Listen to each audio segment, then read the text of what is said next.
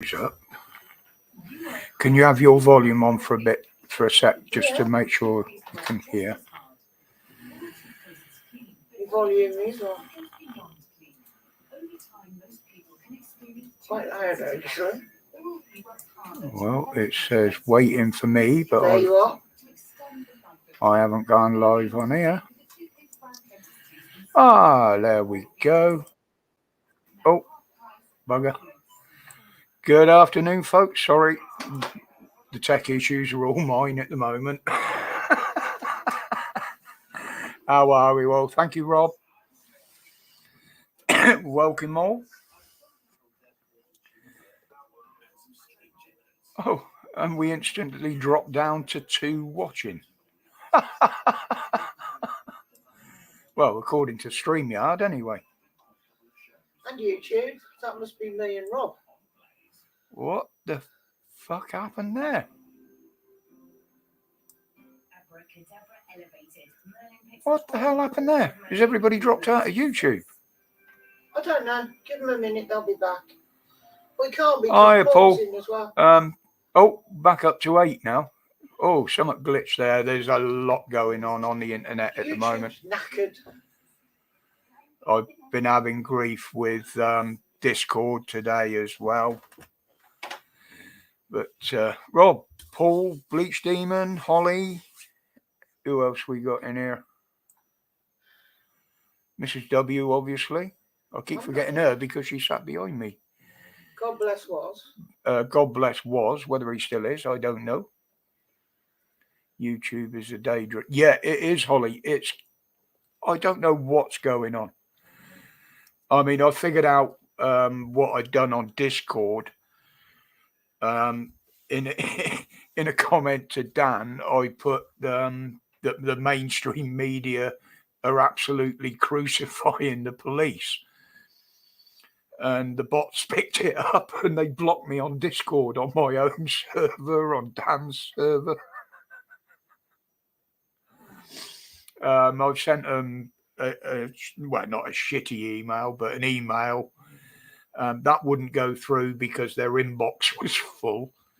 So I got in touch with them through Facebook and another help thing that they do, stating my case. I've had nothing back from them, but I'm back on there. So unless some human's gone back and put the word in context, as I was absolutely slating the bots for not being able to recognise it. Yeah, so others have said that today as well, Rob.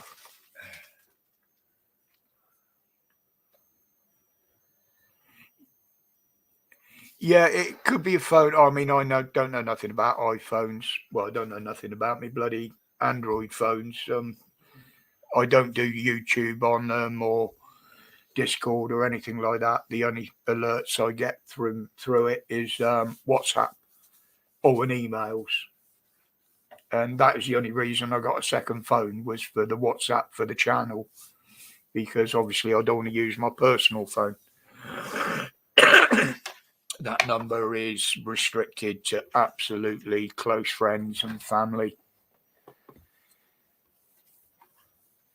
Yeah, the trouble is, Bleach Demon, I think a lot of them are preempting this shit that the new online safety bill is going to bring. Those that want to stay on the air in the UK and Europe, they're the ones that are going to bow down to it, and I think they're preempting a lot of it.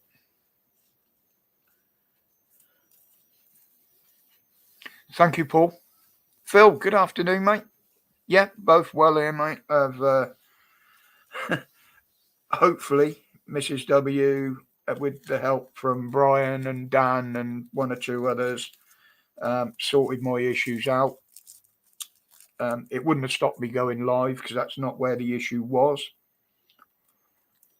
There's an issue with the hard drive.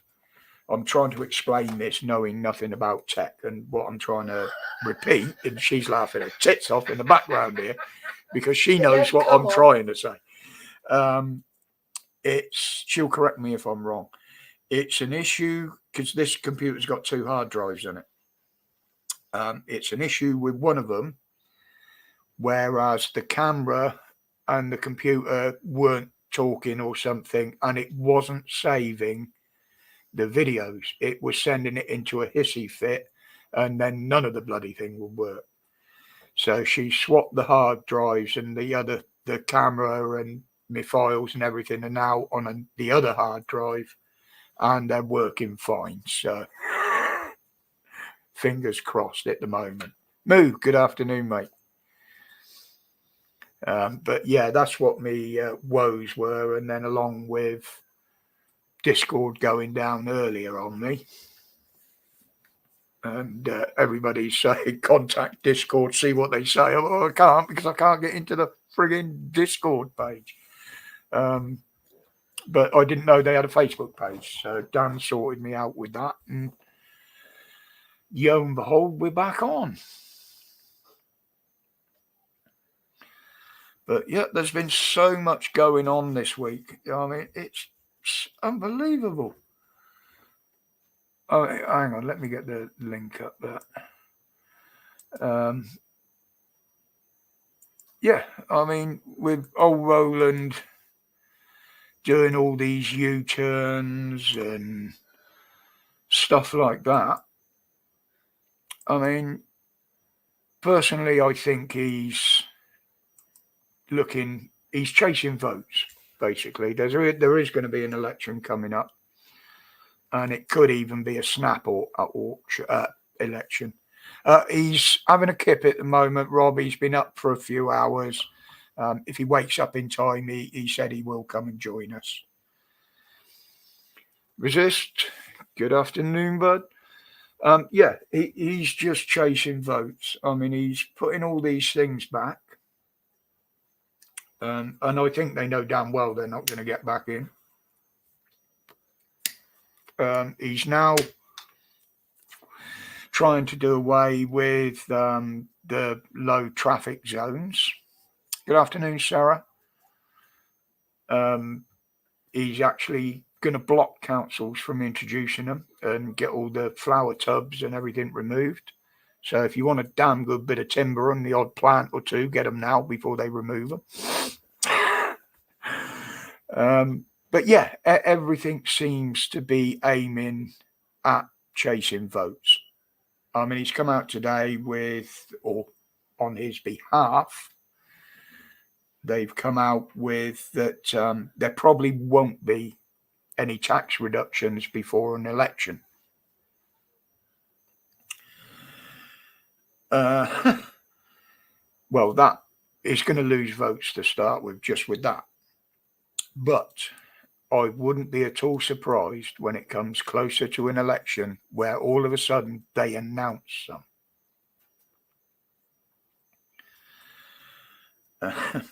But they say that they're doing all this for the economy. Well, it isn't doing nothing for the economy as far as I'm concerned. But anyway, we don't try and get too political on a Friday afternoon on here. There are some some other stories out there. One that caught me eye, and it's only one of a couple I've got on my notes, was the guy in America. He went to a baseball game and got refused entry because they didn't want his support animal with him. I can see their point, considering the support animal was a fucking 6-foot long alligator on a lead. God bless. Good afternoon, mate. Stuart. Bleach. Yes, Bleach. He had a 6-foot alligator on a lead. Apparently, he's quite famous for it over there. People pet it and stroke it. But no way was they having it in a baseball game, apparently. Didn't they say it had been arranged that they were going to meet the team? Yeah, something like that. But I had to laugh when I saw it. I mean, I'd have loved one back in the days with the bikes, just hang it over the handlebars and people come up and stroke it and What'd you call it, mate? Padlock.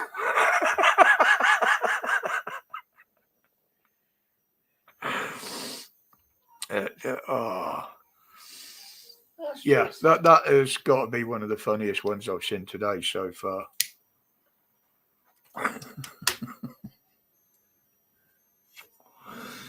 But if you've got any more, bring them up. How are we all? That'll be a good start, wouldn't it? I've all told you what we're doing. We won. Good afternoon, straight up. Coming a bit earlier today. What did you get last week? About 30 seconds, wasn't it? And I went on for a bit longer as well. Yeah, only on 2-stroke bleach. With a Harley, you don't bother. You just stand there and let the vibrations of the engine do it for you. Just lurking always. Boy, what's up? God bless. Come on in. Tell us all about it.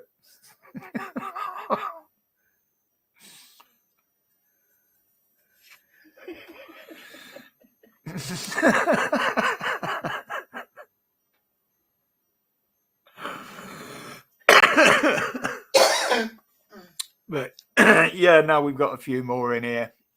Again, I'd just like to thank Mrs. W, Brian, Dan, and young Jack as well. He gave me a few ideas about the tech issues. That's no absolutely. point thanking Carrie because she doesn't watch.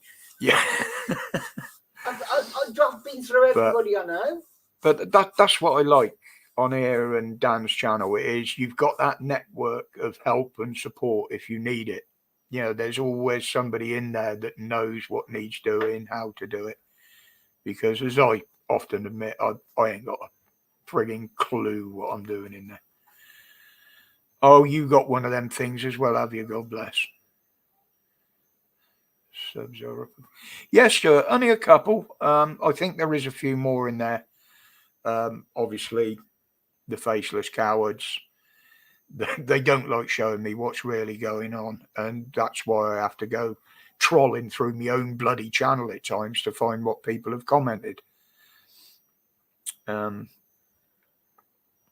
Yeah, Paul, they just give us so much hassle, mate. I mean, personally, I don't know why they bother with a little channel like mine. I really don't, when there's a lot bigger ones out there putting out shit. But I mean, you've only got to look at the Russell Brand thing, and now what is it, GB News or whatever, that Lawrence Fox has been thrown off of or blocked off of. I mean, literally the only thing I could see with what that guy said, Lawrence Fox, was the fact that he added a woman's name, so it was directed at somebody. Now, I think if he'd have explained what sort of woman he was talking about and just said, this is my opinion on these type of women, I don't think it would have got blown up like it was.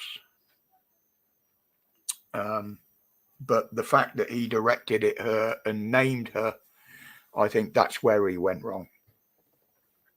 And to be honest, if you're saying that about someone directly, you should say it to their face. But as somebody else pointed out yesterday, those that were slating Lawrence Fox off have done exactly the same thing in their past as broadcasters and reporters, and they've got away with it. Nothing was said. So literally that is down to the wokeness that has been created today, as far as I'm concerned. Yes, Sarah, that is the problem. They're all for free speech, but as soon as you exercise that free speech, they come up with, I don't like to hear what you're saying, and bang. Yeah, I don't watch Trevor's channel. I did at the beginning, but yeah, that's what they call the shadow banning, mate. Literally.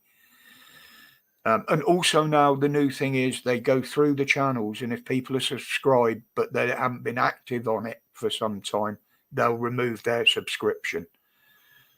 But they have been removing subscriptions to people's channels for all sorts. Yes, they are deleting dead accounts as well, Holly. That one they've actually extended, I think. If nothing's been posted on them for 2 years now, it gets wiped out. I think it was 2 years. And of course, the next thing that we've got to worry about is when they bring in all these new restrictions under the safety online shit. Are they going to go back and start removing videos from people's backlogs?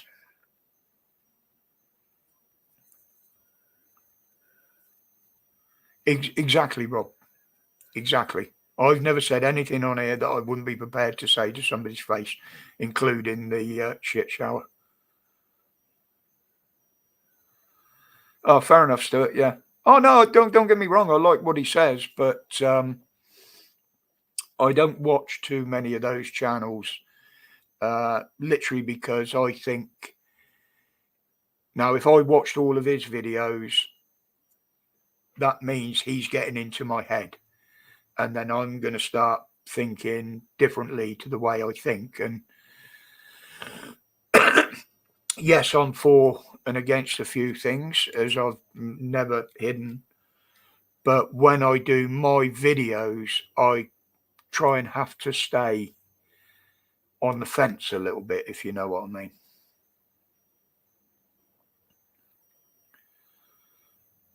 Yeah, if you've got 2 channels, Bleach, like I have, because they changed the rules, because when my channel got pulled down twice, suspended, I started another channel.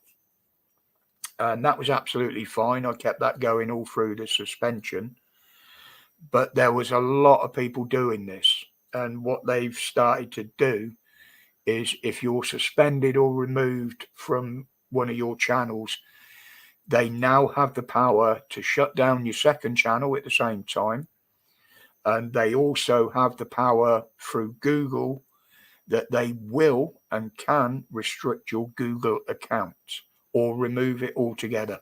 YouTube have openly stated this in their last round of policies. It's there. If you want to go and check it out, look through YouTube's policies and updates and community rules and guidelines, but that is actually in there. But we know the shadow banning goes on, the comments get hidden, and they do hide them rather than remove them, because that way they can't get accused of removing them. They just move them about. But I've got to say, in fairness, and I'm always fair, even when I've been dealing with YouTube. Afternoon, England. A lot of the problems are probably down to glitches and tech issues. They're probably not human errors or human doing, because it doesn't just seem to be channels like mine or UK News, Mayor 2C, or any of that. It's the hassles don't just seem to happen to those. They're happening to educational channels,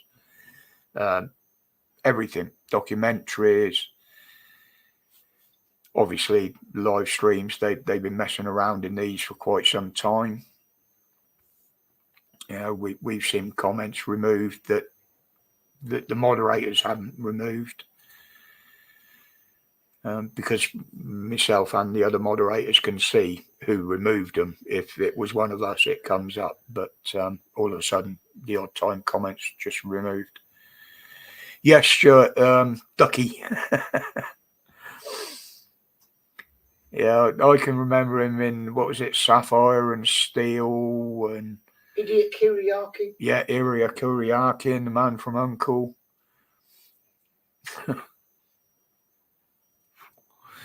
He's been in quite a few. But it comes to us all, doesn't it? You know what I mean? Singing Policeman died as well. Singing Policeman died. Who the fuck? Singing Detective. Oh, Singing Detective. I was going to say. Oh, yeah. Dumbledore, wasn't it? Michael Gambon. Yes, he was in The Great Escape. And he was also in the series of The Great Escape, Stuart. if I remember rightly.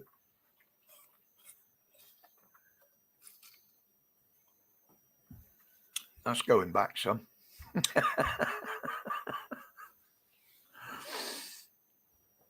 And there was another. Oh God, what was it called? It was either 633 Squadron or Mosquito Squadron, or it might even have been both. He was in that as well. Yeah. Sorry, yeah, Cold It, Stuart. Not the Great Escape. Oh, my head's been everywhere this week. It really has. But yeah, he played a pilot in the Mosquitoes. It was either in one or both of those films. Yeah, I mean, whether it's connected to stuff that we know was happened over the last few years, I don't know. But seems to be a steady stream. He was in Mosquito Squadron. It was Mosquito Squadron, was it? Yeah, I knew he was in one of them. And Cold It. Yeah, and Cold It. Yeah, we said about that. I'm only 56. Well, I've only got, what, 7 years on you, Stuart. Feels like 70.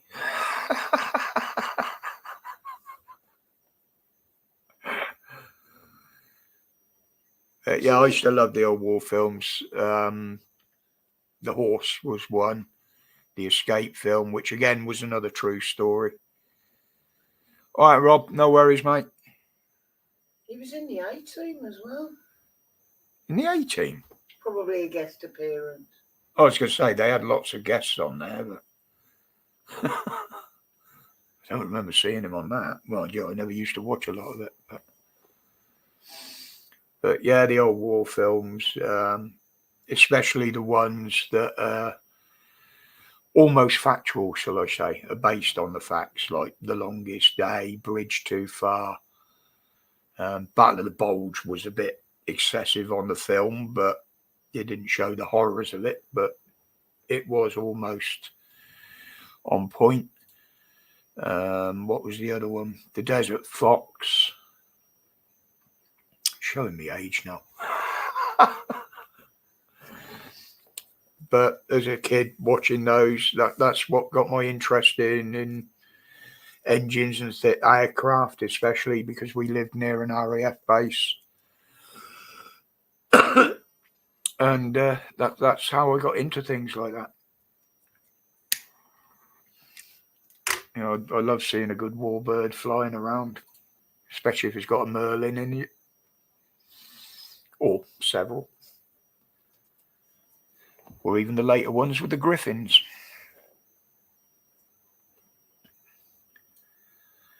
So what's everybody got planned for the weekend then? Oh, at the moment, as it stands, PAP Live on Sunday is a public one. It is supposed to be a members only one, but this week it's going to be another public one. As it stands at the moment, that came from Dan before he fell asleep. Because he's missed a couple. Yeah, he's lost track of things. And as we've said before, he talked about it on the last live, I think. There might pop up an unscheduled midweek members live or something like that at some point. So, but if he jumps on, he'll explain that to you himself, I expect. But there will be at least one missing stream this month, simply because he's planning to go and visit family down south. So, and I don't blame him. Not just for having a bit of time off the web, but it'll do him good seeing family.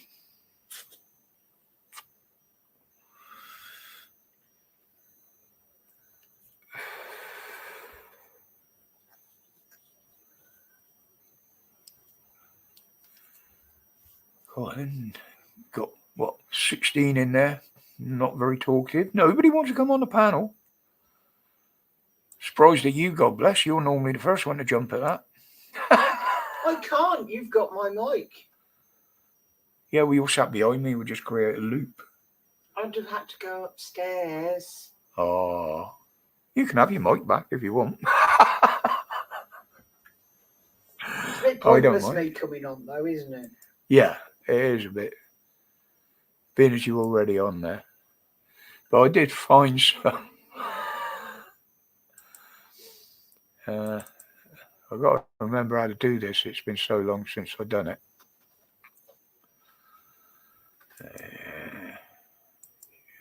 Screen. Oh, why aren't you coming up? Share screen. Thank you.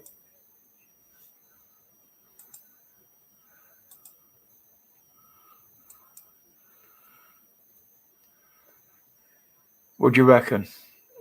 Is that me without me teeth in or what?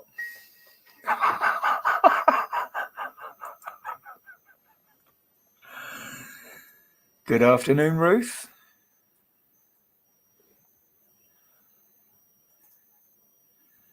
That's all right. Welcome.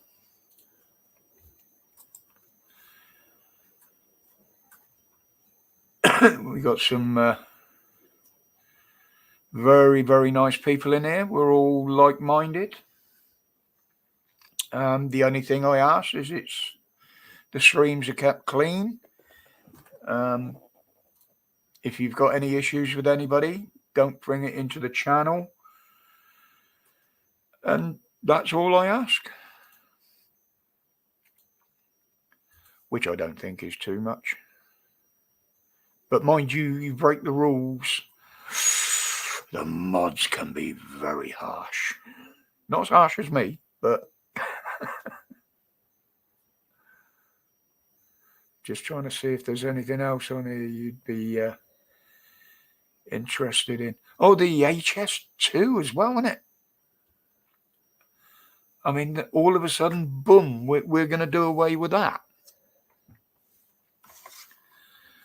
I mean, that is literally, as they call it, cut off the levelling up between the north and the south. I mean, I have got an opinion on it. I wouldn't say it's a conspiracy theory, but I have got an opinion. And that is that they want to keep control down south in London. Because if this HS2 goes through, there was a lot of big companies that said they were going to move their operations up north, including banks and stuff like that. Now, that's been known for a while. Yes, it would have done the north good. Very, well sorted out. I mean, unemployment's high up there. Any new businesses going up there are going to encourage employment. But I still think that they want to keep all the control and power down south. They don't want it split up around the country.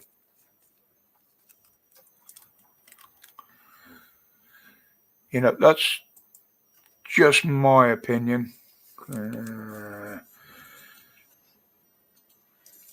Yeah. It's they do try and sneak all this shit in. We've seen it before under the different covers and guises and smoke screens. And I think that's what about all these new stories are about people doing this, that, and the other. They're literally smoke screens that they're throwing out there. And because they're, how can I put it? Lying through their teeth most of the time. They don't want it seen, but they expose themselves to be liars every time they open their mouths. Roland Rat still standing up there saying we've achieved things that we promised when I got in. No, you fucking ain't, you idiot. You failed miserably, every single one of them. Yeah, it's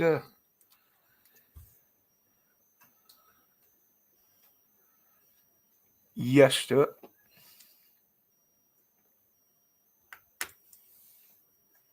Is that to do with Ruth's comment about your thumbnail?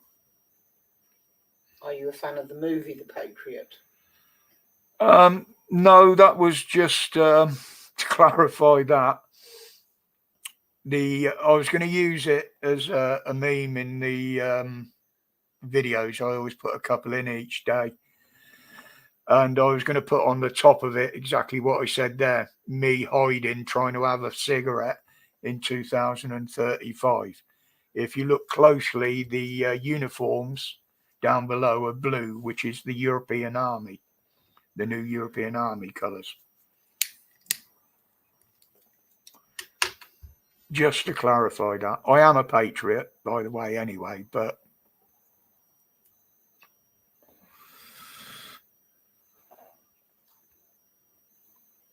shit, I was doing something over here, wasn't I? Sorry, guys, sometimes I get a bit distracted, as you know.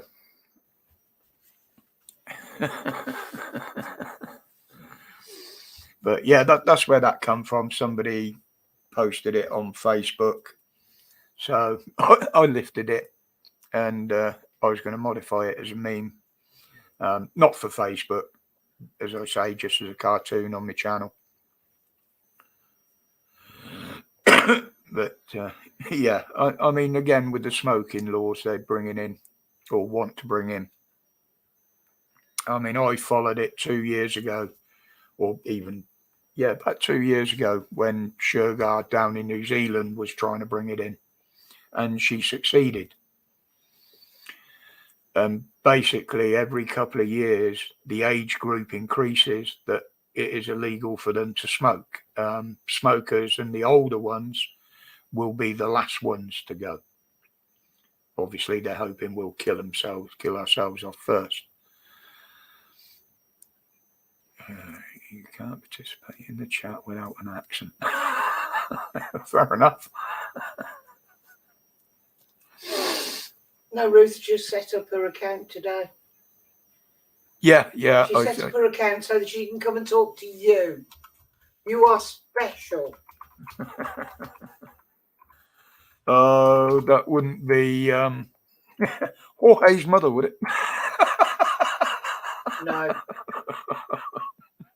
No, she uses proper punctuation.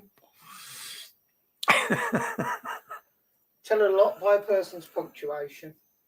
You're saying a few things referring to the Patriots. Now, there are things that go on in some of these Patriot groups. Some have been infiltrated. There's been trouble in them in the past. I'm not in any particular group. I do follow some, but that's as far as it goes. I will watch some of their videos and I will post the odd comment. Those that I follow or listen to are what the...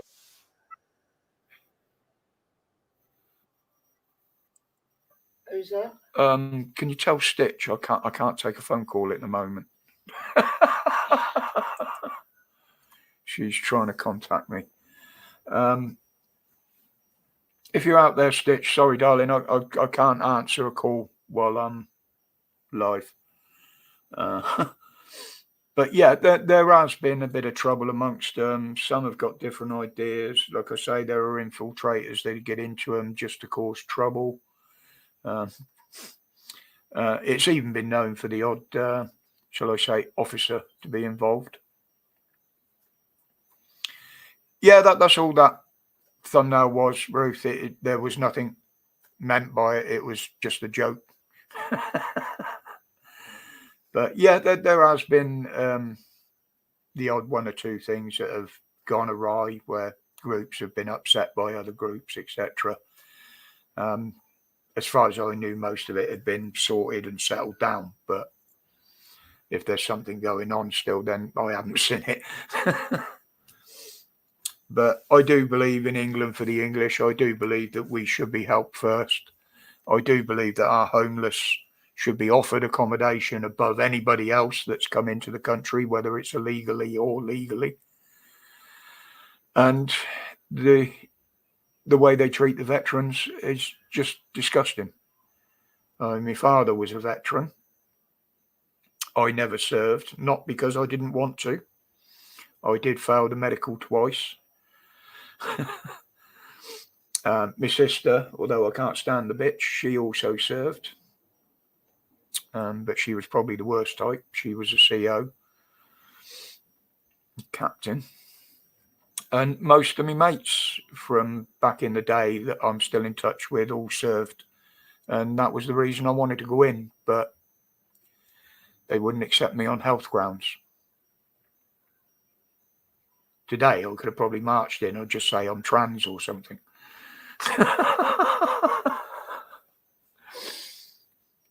Well, unless you're the RAF, and then you've actually got to change your tones, shall I say.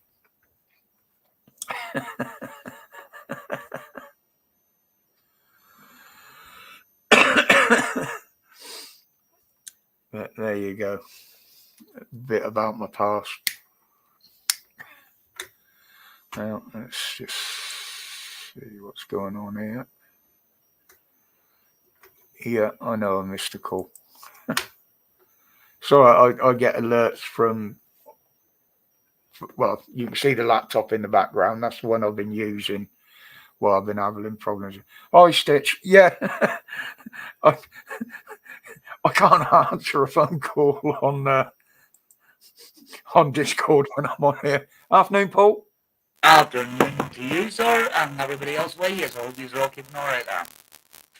Your visual's absolutely brilliant, but your sound is very muffled, mate. Fuzzy.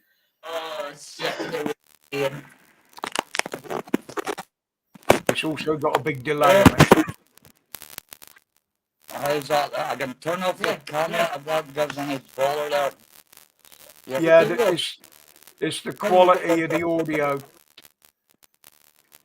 Give me a couple of seconds, I'll come back on again. I hear back before I go here anyway. All right, mate, no worries. Freebies! Freebies! Compliments to PSNA! Talk to you, wee man. Shouting at it won't work.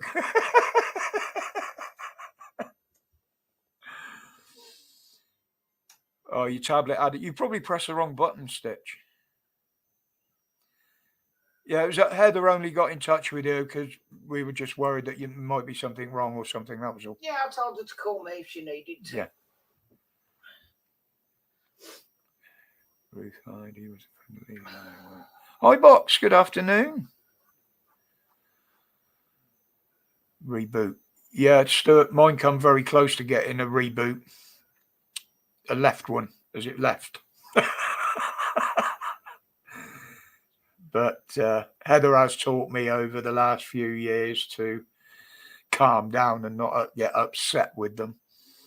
You, calm.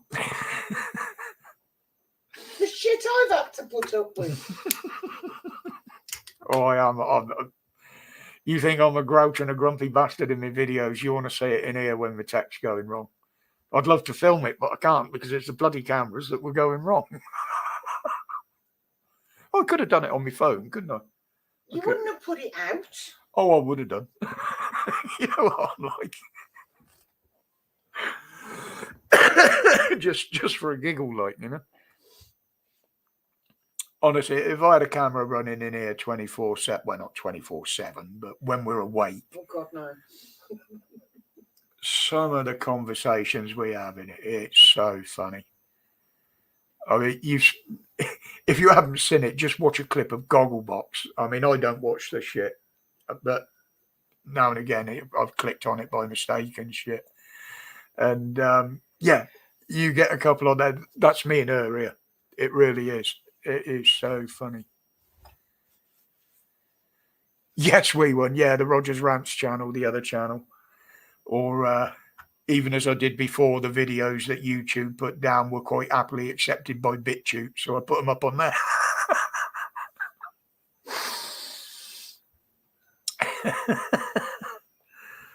It was, but there again, all the platforms now are going the same way. BitTube, their censorship was getting ridiculous.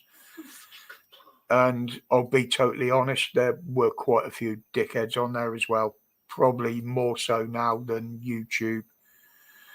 But good afternoon, Gabby. Hope you're all right, sweetheart.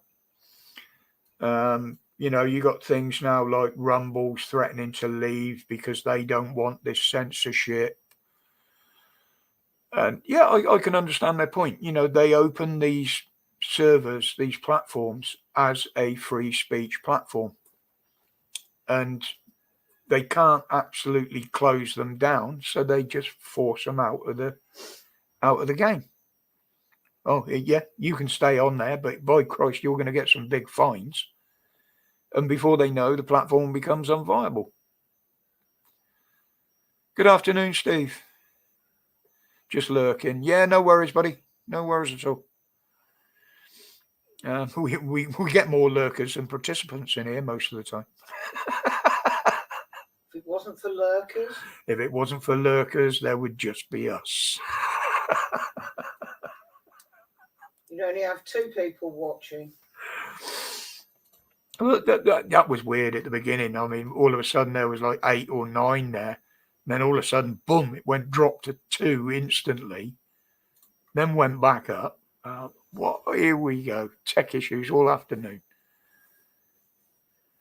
He's not standing right. Just like he's not.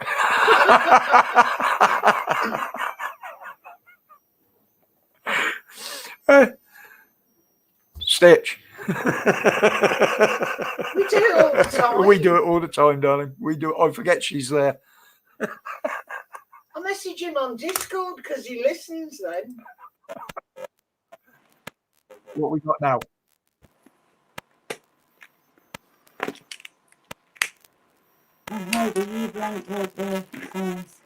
Good afternoon, UK, Ireland, USA, and everywhere else this man's streaming like that. Oh! Your audio is way out, mate. It's all crackly. There's a blip going on, and it just totally disappeared when you were talking then. And there's a big delay and a loop on the audio as well. Maybe because of Nathan's working my laptop here at the moment. Yeah, could be picking up the sound off the laptop. Yeah, possibly. There you go. 5, 4, 3, 2, 1. There you had a little bloody down. Yeah, you're still a bit fuzzy. I can make you out though. I'll not stay on, but I will say Mary had a little lamb. We actually led it up the garden path and kicked his fucking head in. But anyway. Yes, Stuart's just put in the chat. He sounds like a Dalek. Yeah. That's what it sounds like. We are the superior race. Listen, I've been not bad. I'll cut it loose and I'll get on again, sure. I'm not going to hold you back and upset things together. But anyway, thank you. Before I go, I hope to God you watched the live stream there yesterday at Korean PSNA station. I haven't had a chance to look across there yet, mate. I've been trying to sort tech issues out. I got free clothes.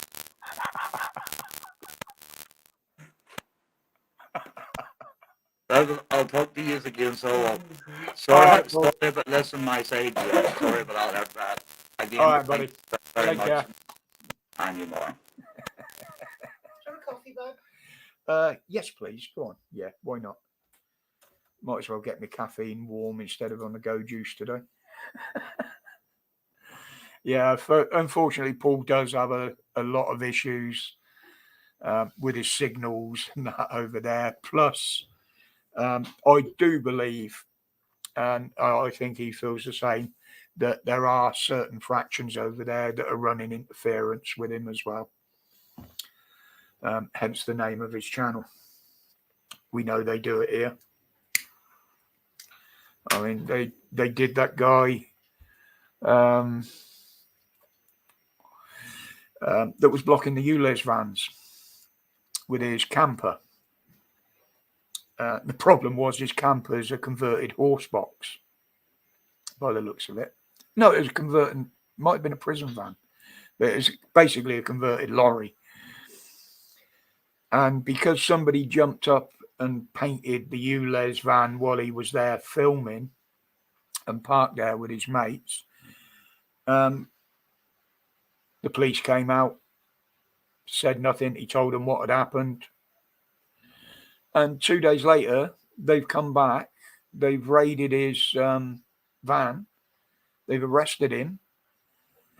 Not only did they seize his phones and every single recording device in there, for some reason, they seized every single bit of equipment that was connected to it. So what they expected to find with lens filters, microphones and stuff like that is absolutely beyond me. So that is obviously a revenge arrest. They accused him of being part of criminal damage with the painting of the van, where he categorically stated in the video 2 days before that it was nothing to do with them. The guy just came out of nowhere, done it, and then went off. So it's obvious now that the police are going to start the revenge shit on these blockers. And they're not actually breaking any law. The police said that themselves. So that's why they've stooped to this. They've gone back, they've thought about, looked at something they can try and arrest him on to harass him. They'll probably put an order on him that he has to stay a certain distance away from these vans in future. And this is how they operate. Totally fucking corrupt. And this is what we're facing.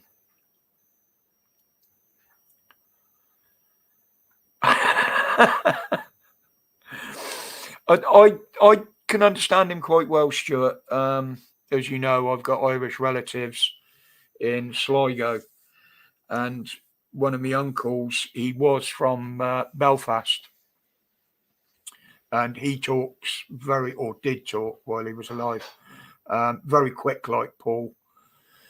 His accent's almost the same, and even the pitch of his voice is almost the same. So I don't have too much trouble with it.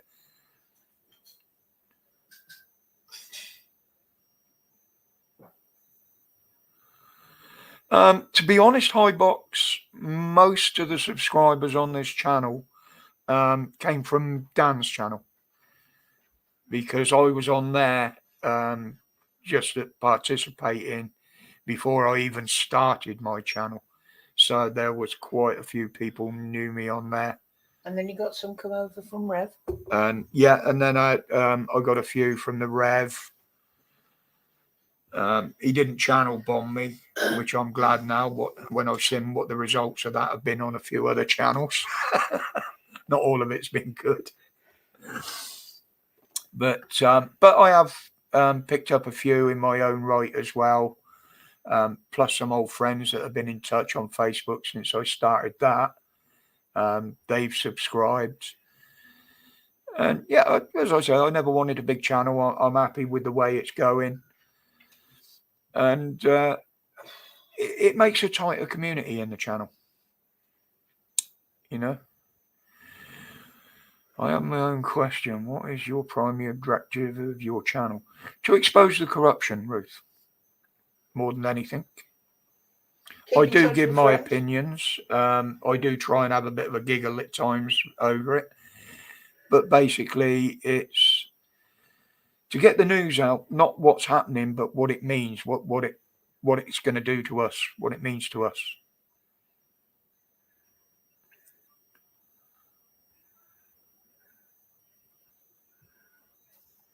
There's a lot of corruption to expose, and most of it is coming from the government and the police.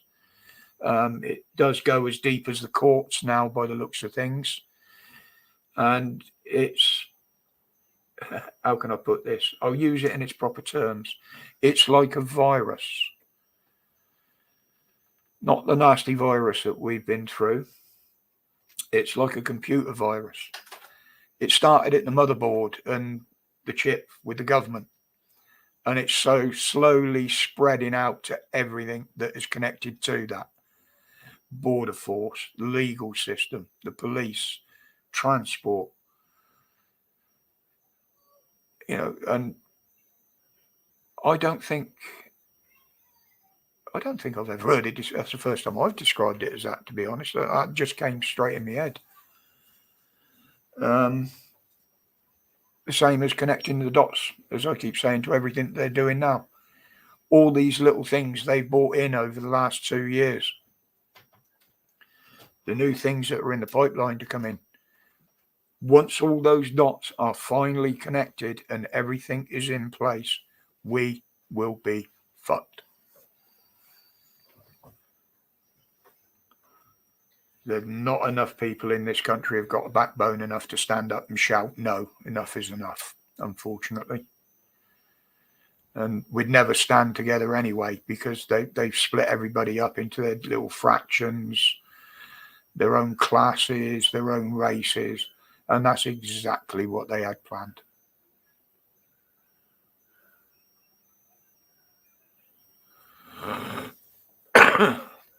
And this is what I try and put out.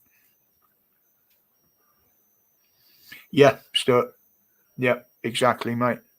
We have talked about it before, haven't we? But it's people see what they want to see.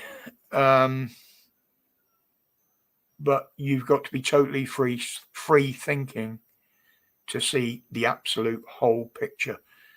And when you're looking at it in the face every day and reporting on it, things start to connect.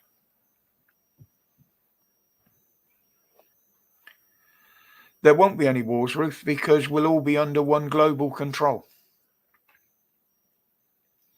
The only wars will be between the fractions and the people that are under their control. There will never be a war with those in control. Unless everybody stands up.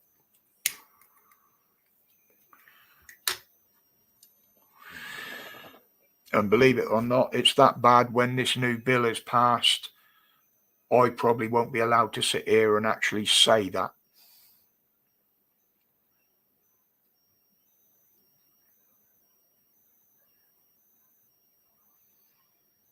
It's generals and politicians cause wars. Well, with a little bit of help from religion in certain areas, but I won't go into that because I don't do religion and I don't talk about it often.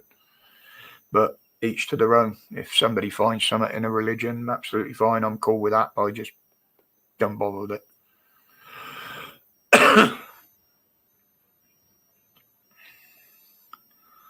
Not much reaction to that statement.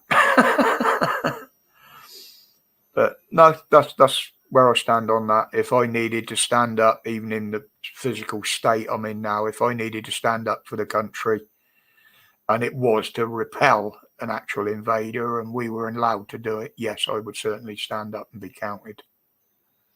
You might need a walking stick. Yeah, might need a Zimmer frame, a couple of 45 stacked on the side, a couple of Mardus. Couple of 50s. Caractacus is back with us. Caractacus. James, what did you do to get banned? James and hello, mate. Oh.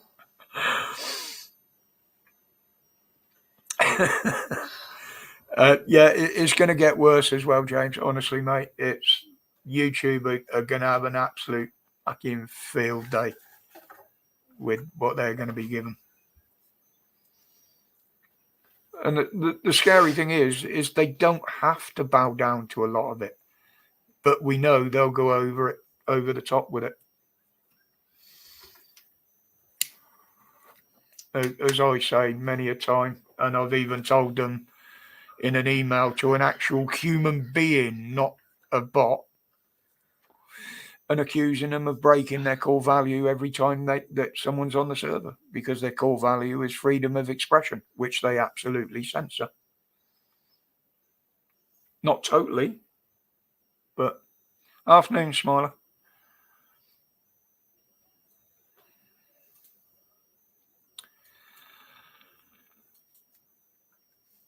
Right. Well, I know exactly who that is now. It's one of the two that were on here talking about patriots and the American Civil War and shit. And it's an account that was created today. So, bye, Ruth. We're on to you.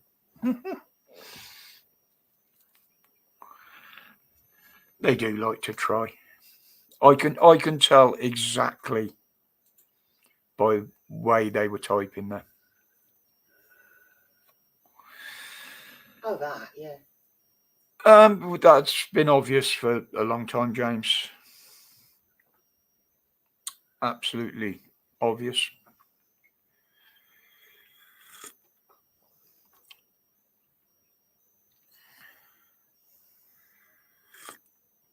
Oh, that's still a bit hot. I'm opting for coffee today rather than energy drinks. I've got to try and get my sleep patterns under control. I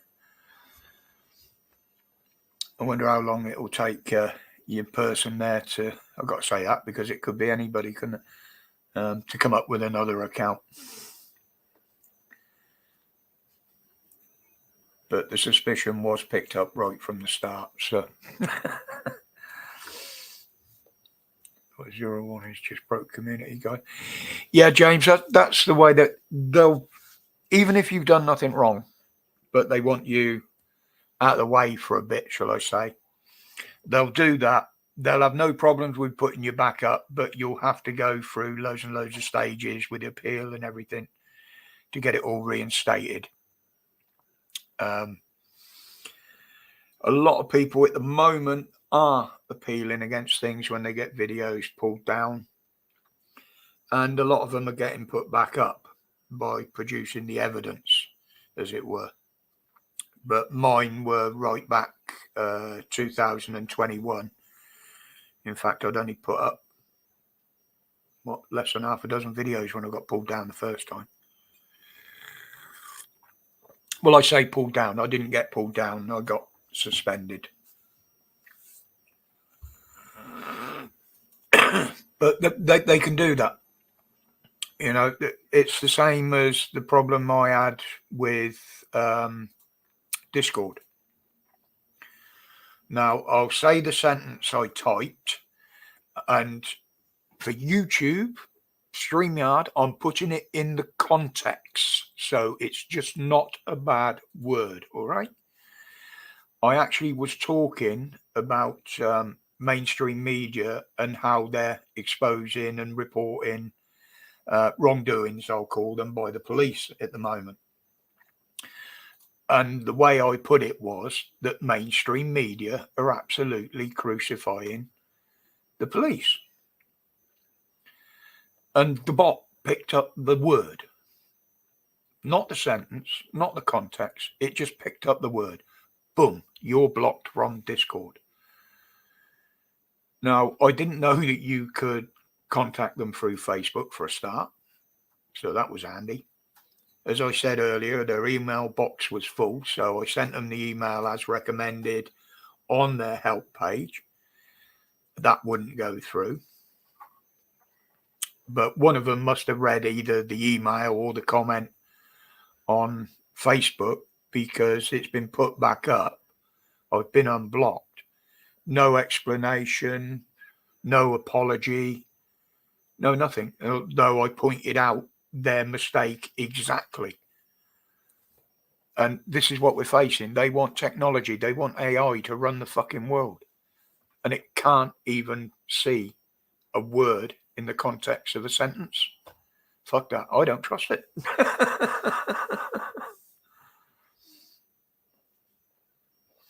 Yes, Holly. And it was obvious once it dropped into that side of a conversation where they were coming from and who it was. To be honest, I thought it was somebody else, but there's no saying that those aren't him. It's quite possible.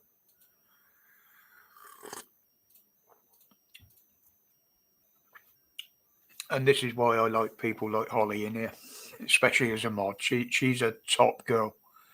You want to know anything about anybody that's in the chat there, she will find you. She will find out who you are. I can to a certain extent, but my knowledge is... I did think it's strange that it was a new account set up today. Yeah. But you'd been popping up in the feed. Yeah. But you never know. No, or it could have been one of them off Facebook, you know, send me $50, you turn your internet on. Yes, James, that was very sad, mate. I did post on Facebook with a picture of it. I'm just waiting to see how long they turn this and say it was about race. Someone's going to turn it around and try and use that. But they've actually achieved nothing. The only other thing I can think of is it's one of these fucking TikTok perverts like that Mozzie, whatever his fucking name was. No, Mozzie's the internet YouTube guy, isn't he? Mizzy. I say bring back the stocks. Yeah, bring back the punishment from medieval times. There you go. Can't release his name, but stick him in the stocks and let people throw shit at him. And as far as I'm aware, they haven't released, although they arrested him and released him, what race he was.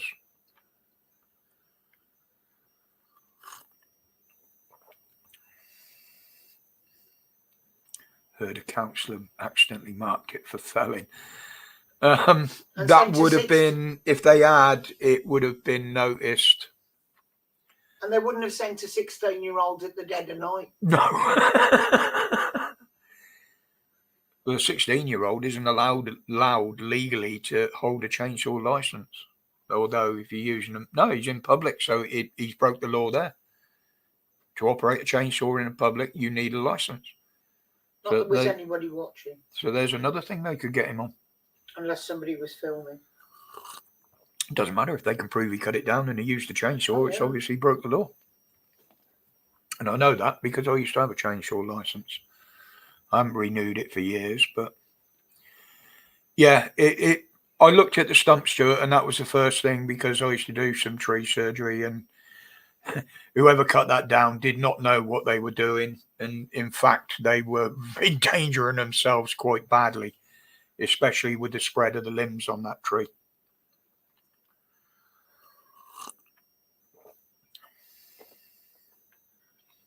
All right, Bishop.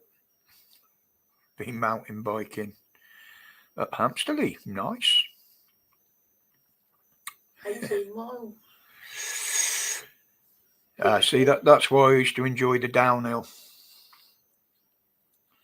You have the push up, have a little bit of a smoke at the back to bump start your lungs, and then just throw yourself down the mountain again. Or if you cheat like me and there's an uplift, pay for that.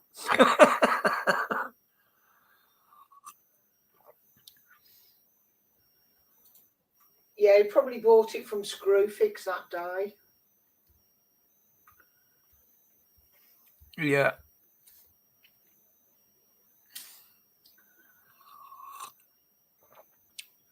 Or nicked it from somebody's van. Very sharp chainsaw. Yeah, it'd been cut from two sides. Obviously, if you're going to try and cut something that size down right the way through the middle, your saw's going to jam with the weight of it and the saw would just jam up in there. So you have to go from two sides, but there was no way that was done safely. There was no wedge, no nothing. It was just more or less two flat cuts. One had a slight angle on it. That's how you can see it was two.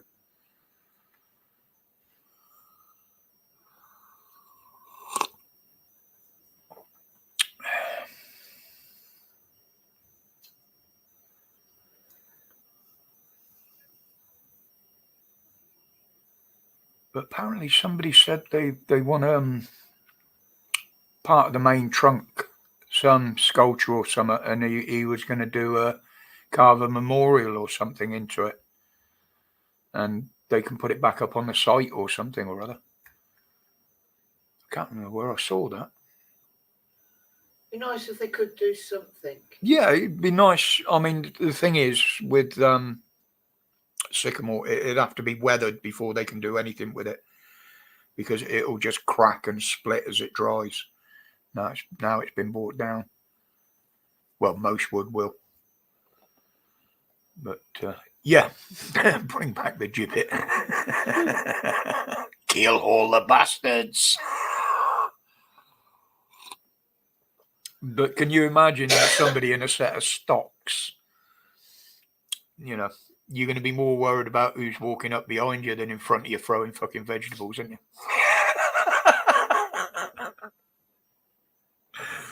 But yeah, gibbeting. That is a real nasty one. For those that don't know what it is, it's basically you just get hung up in a cage and left. Usually in public.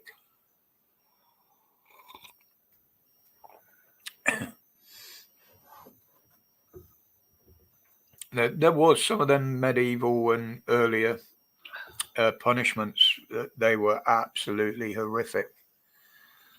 And I think for some of the crimes that are happening today, I think one or two of them should be brought back, to be honest. The stocks was all about public humiliation. Yeah, that was that they And were for a for crime like that, I think public humiliation it would be ideal because of his age.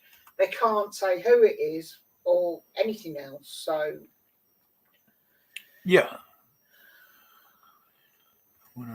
it was my lad. Yes, I believe they are allowed to wear them, Stuart, but one's been called out at the moment.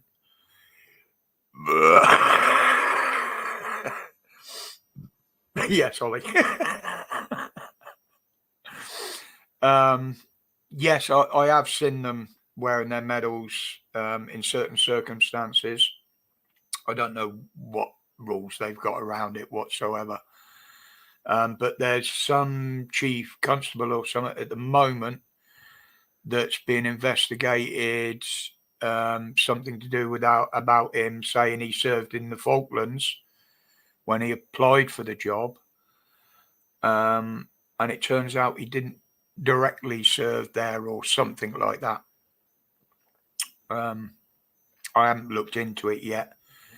But yeah, he's being investigated by OPC, I think, if I remember rightly.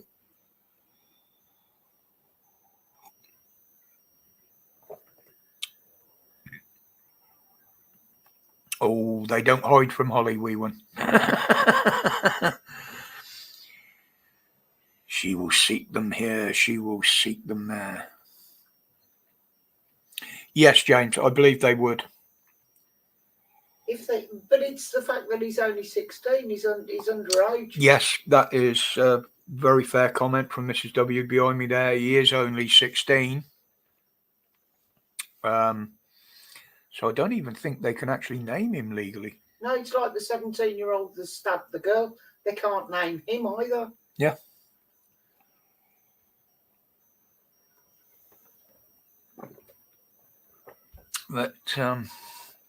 But this is, again, it goes back to media and information they give us. Yes, James, exactly. You commit an adult crime, you should be treated like an adult. Absolutely.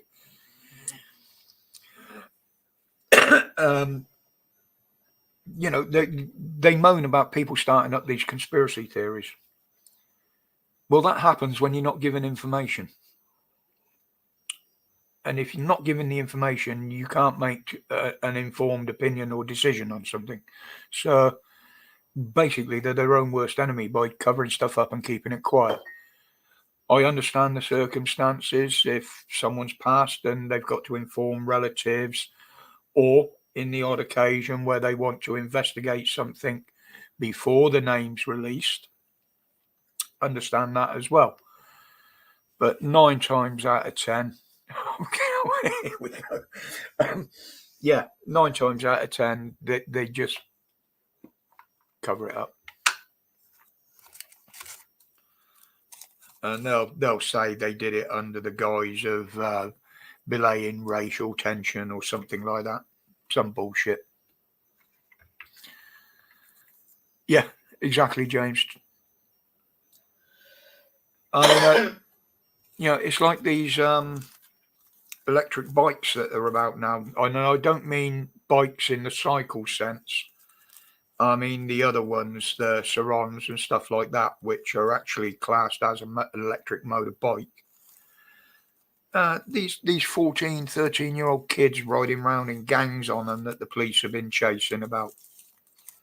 Where the fuck does a 13-year-old get $6,000 to buy a bike? Because that's the sort of price. A good second-hand one's going to set you back at least a couple of grand.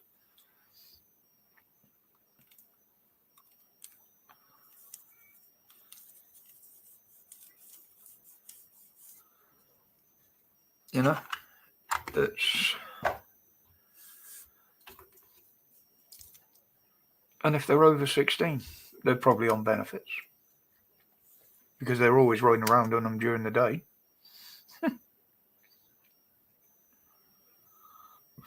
Yes, James, I quite often did. And I used to get a bigger one from my fucking father, believe me. And a leather belt and a rabbit and stick round my arse on the odd occasion. But most of the time when I got it, I absolutely deserved it. So, if you're being punished on a reasonable score for something you've done, then it's something you've got to accept. Don't do the crime if you can't do the time, type thing. And it never did me any harm. Well, except for trying to sit down on the odd occasion.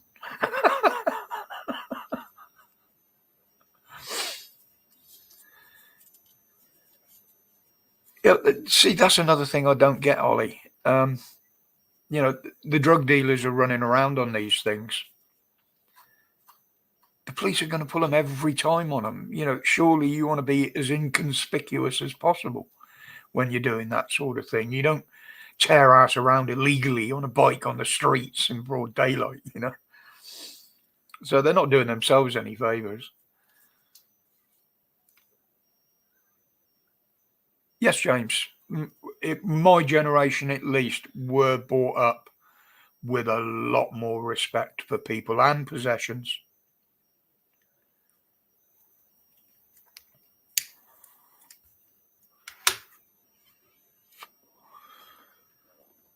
But there again, you got to remember that we were allowed out to play, and we'd done most of our playing and what have you outside.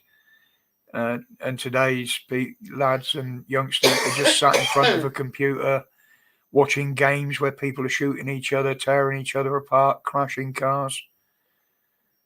And I'm sure most of them think that's what it's like in real life, and they try and reenact it.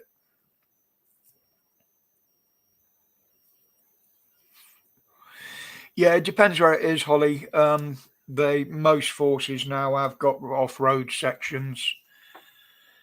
But again, back in the day, we used to go and ask a local farmer if we could use his field after he'd cropped it. Most of them used to say yes. We had a quarry that we used to be able to ride in at weekends, a sand quarry. We had permission from the owners.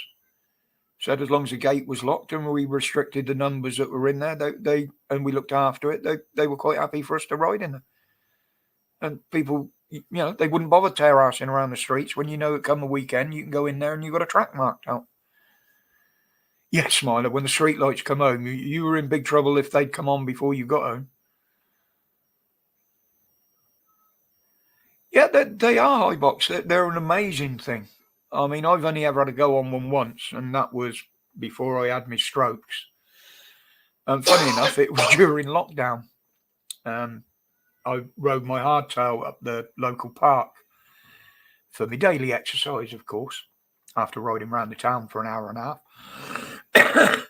And a guy came up there on one. doing the same. And we just stopped chatting, having a cigarette. And he was telling me about it. And he said, well, have a go on it. So I had a bit of a ride around the little piles of sand and the banks and the slopes that were there. And I was very impressed with the thing. And that was when he told me that was $5,500 worth. And I'm like, what? I'll stick to pedaling. And now looking back on it, that's probably the only thing I could ride now, because I don't have to pedal. But yeah, it is, James. It's a nanny state. Although they say they're not going to be a nanny state and they're giving back a load of things, there's worse things to come that are in the pipeline, put it that way. It's and unfortunately I'm not privy to a lot of it, but I do hear the odd rumblings, and it's not looking good at the moment. As I said at the start of today, they're going to throw a load of things at us before an election. They're going to make loads and loads of promises. They might even put a few things in place just to chase the votes, but that's all it will be.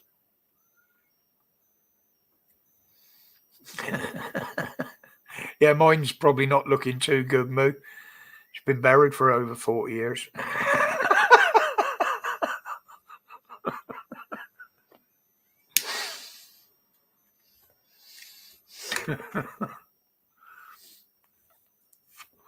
But yeah, they're far from finished with us yet. Far from it. And just think about the dates they've been setting. So this tells you exactly how long they expect this to be going on and how long it's going to last. That's the things I see from these. They're the things I take notice of. You know, like I've given up taking notice of how many people are being killed in Russia and the Ukraine, because to me the numbers there look fucking smaller to the people that are dying of unknown causes in this country every week. And it's obvious they want to keep it going because it suits their narrative. The governments that are keeping both sides supplied, basically.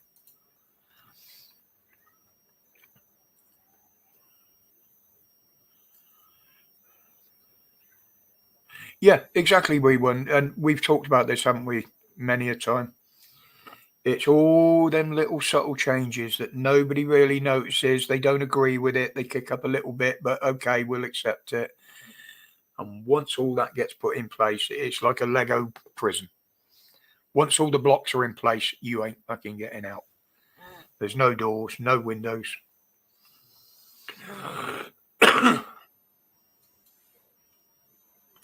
And the online safety bill, believe it or not, from what I've read of it, which is quite a bit of it, most of it is basically about suppressing communication, ideas, meetings, stuff like that. That all comes under the guise of doing away with the free speech. Anything you do say anywhere on any tech will be monitored. And any companies that don't allow them to monitor or monitor on their behalf, they will be fined.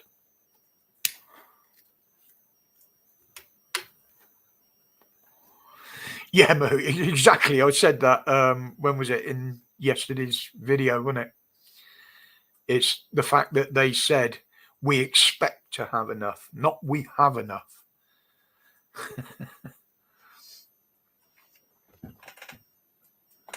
All I can say is if they think they've got enough to see us through, they must have some huge batteries somewhere.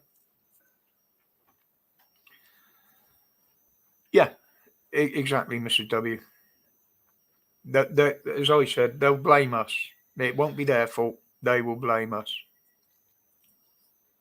But it's got to be the smart meter thing, because it's all about them being able to monitor usage and produce it at the right time.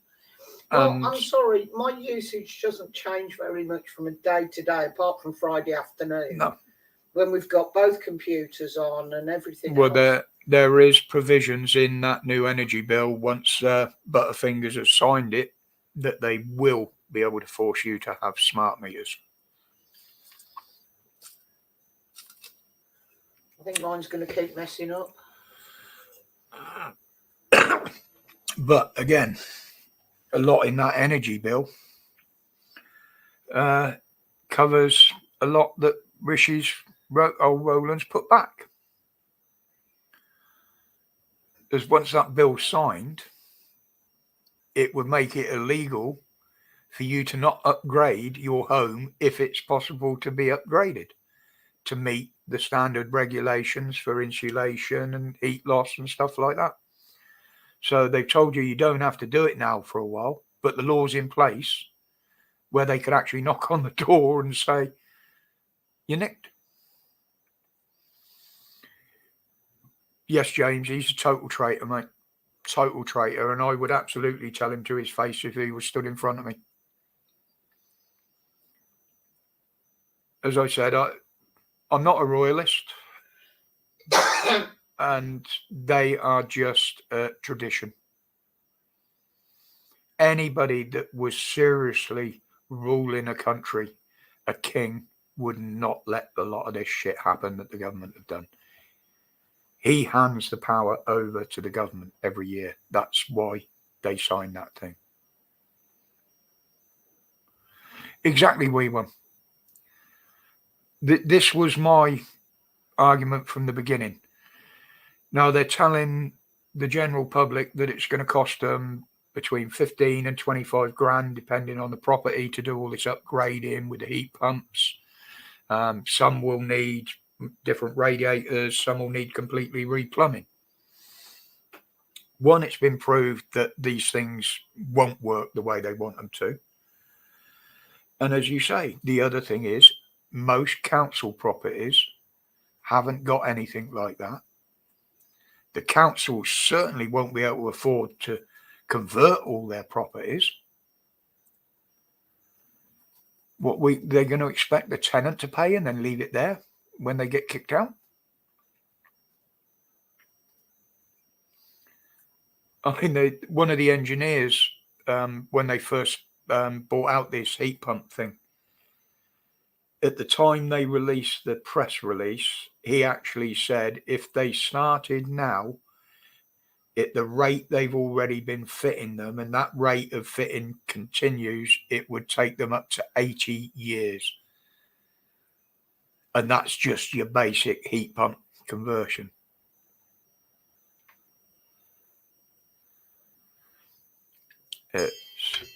Oh, hello, I've got another alert coming in now from somewhere. What device is that from? That's telling you you've gone live. Probably. Normally happens about Yeah, this isn't it? far in. Oh, yeah. Thank you. Email, Google. You're only an hour and a half late telling me I'm fucking live. Oh. No, they don't, Stuart. They don't. That's why when they give their statement every year, the Royals, it's the government on my behalf, and that is one of the opening lines. They will set things in there themselves. There was only one that I took notice of when Proper Charlie read his, was the fact that he absolutely said, the same as his mother did, that we must preserve our cash.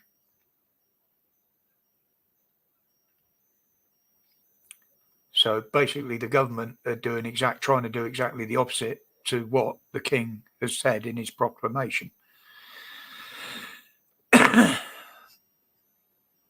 Go figure. You know, all this, they have to put laws in front of him to sign. That's tradition. That's absolutely tradition. if he objected, it wouldn't make any difference.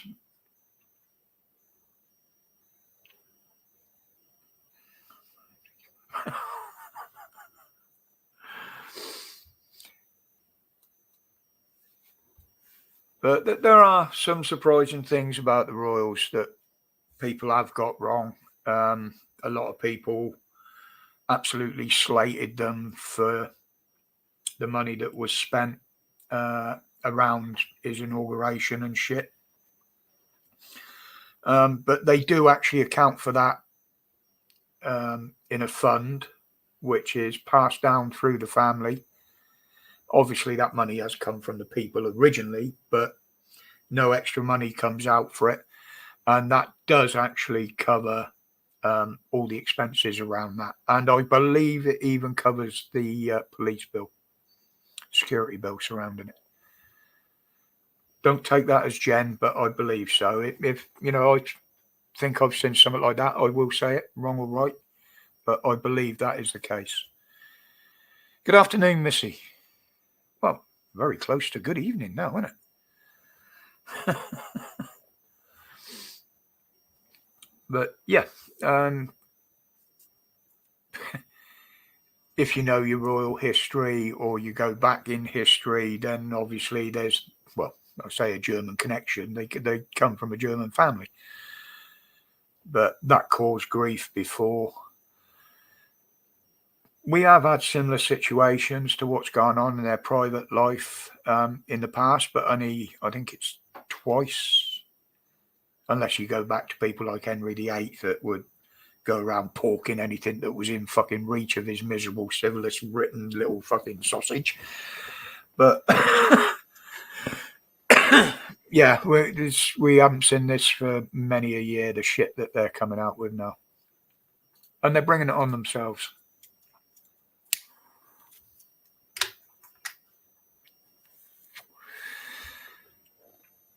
I mean, you know, the Ginger Whinger fucking off to go his own way. He's realised his mistake now. You know, the family would have supported him. Yeah, he'd had to do the odd bit of work, but he'd never have to want for anything. He'd never have to write a book slagging everybody off. But that's what you get involved with a woman like that when it happens, isn't it? You know, that's how it happens.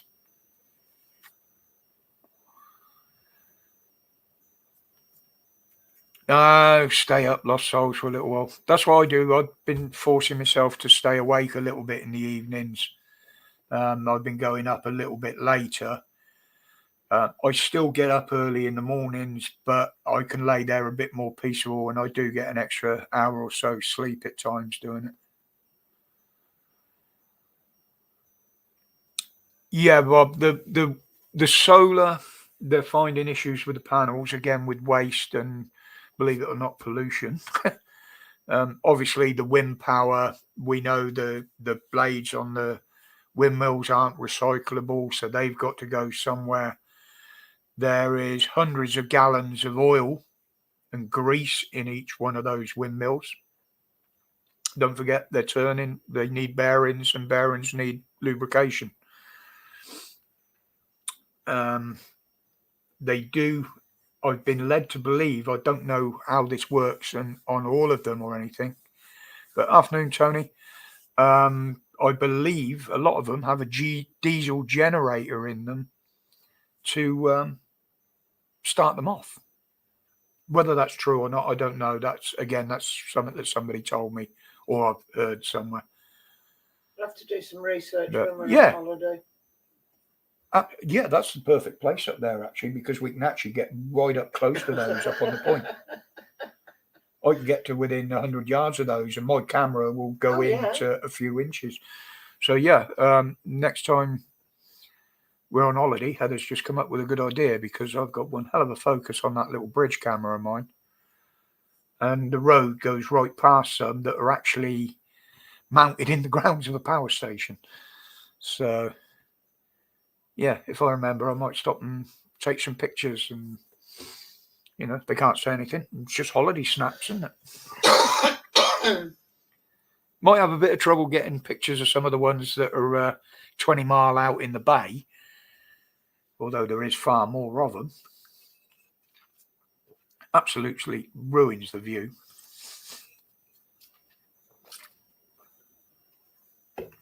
But I mean, well, pointless trying to do hydropower with rivers at the moment, and with the amount of floods that are going on around the world. But yeah, Rob, the little domestic ones, you know, you just want to run enough power for a cottage or something like that. Nice little water wheel or nice little windmill. You know, that's how they used to pump water out of the ground in a lot of countries. Well, still do.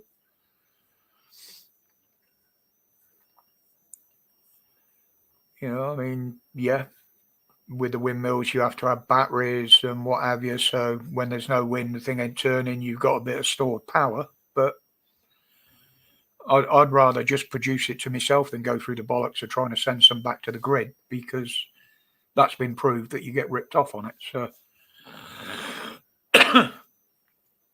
there was one bloke sending, I think it was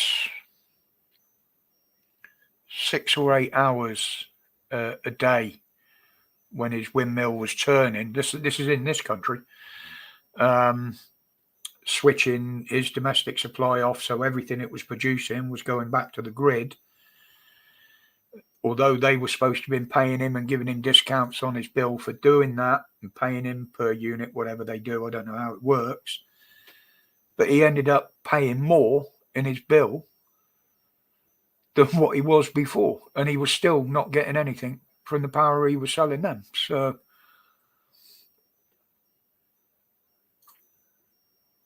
yes, well, I thought they did. I remember somebody telling me about it when I talked about it, and it's just one of them little things that does stick in your mind. You know, you talk about something and something triggers the memory, or it does in my case with my totally rewired, screwed up brain.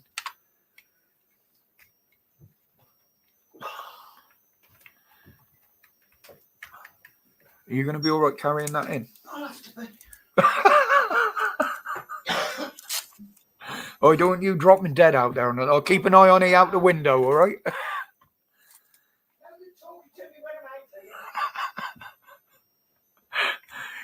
Shall I put the other camera up there so we can see her bringing the washing in? No, you show the state of my fucking garden then. Although I did sum up the energy last week to cut the grass twice. It was that long. I had to do it 3 days apart, not because I was afraid of killing it. It was because it absolutely knackered me out.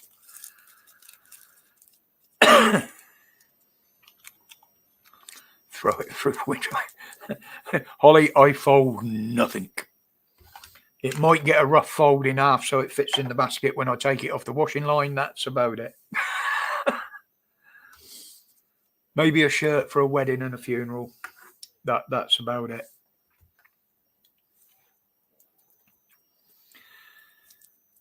Well, to be honest, Stuart, this is probably the first day we've had in the last 3 or 4 days where we've actually been able to get any washing out. That's why we've been trying to do it all at once.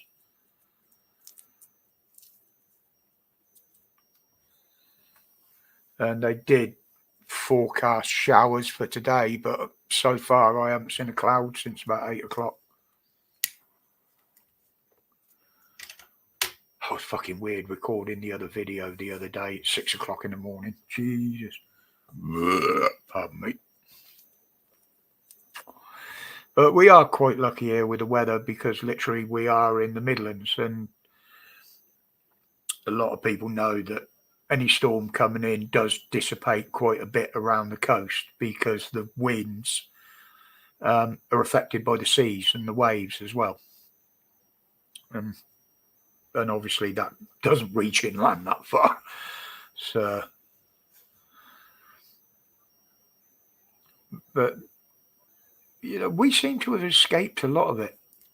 I mean, when you think the floods we had when we did have some bad rains here, it is nothing like you see elsewhere.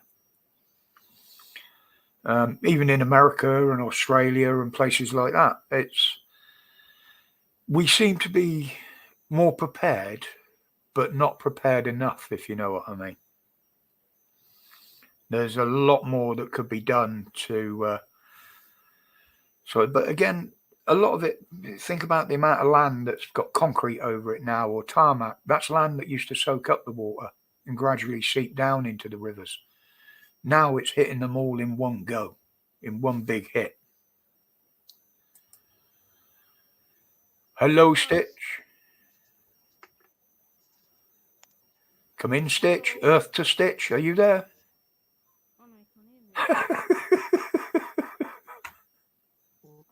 Oh, Oh, there I am.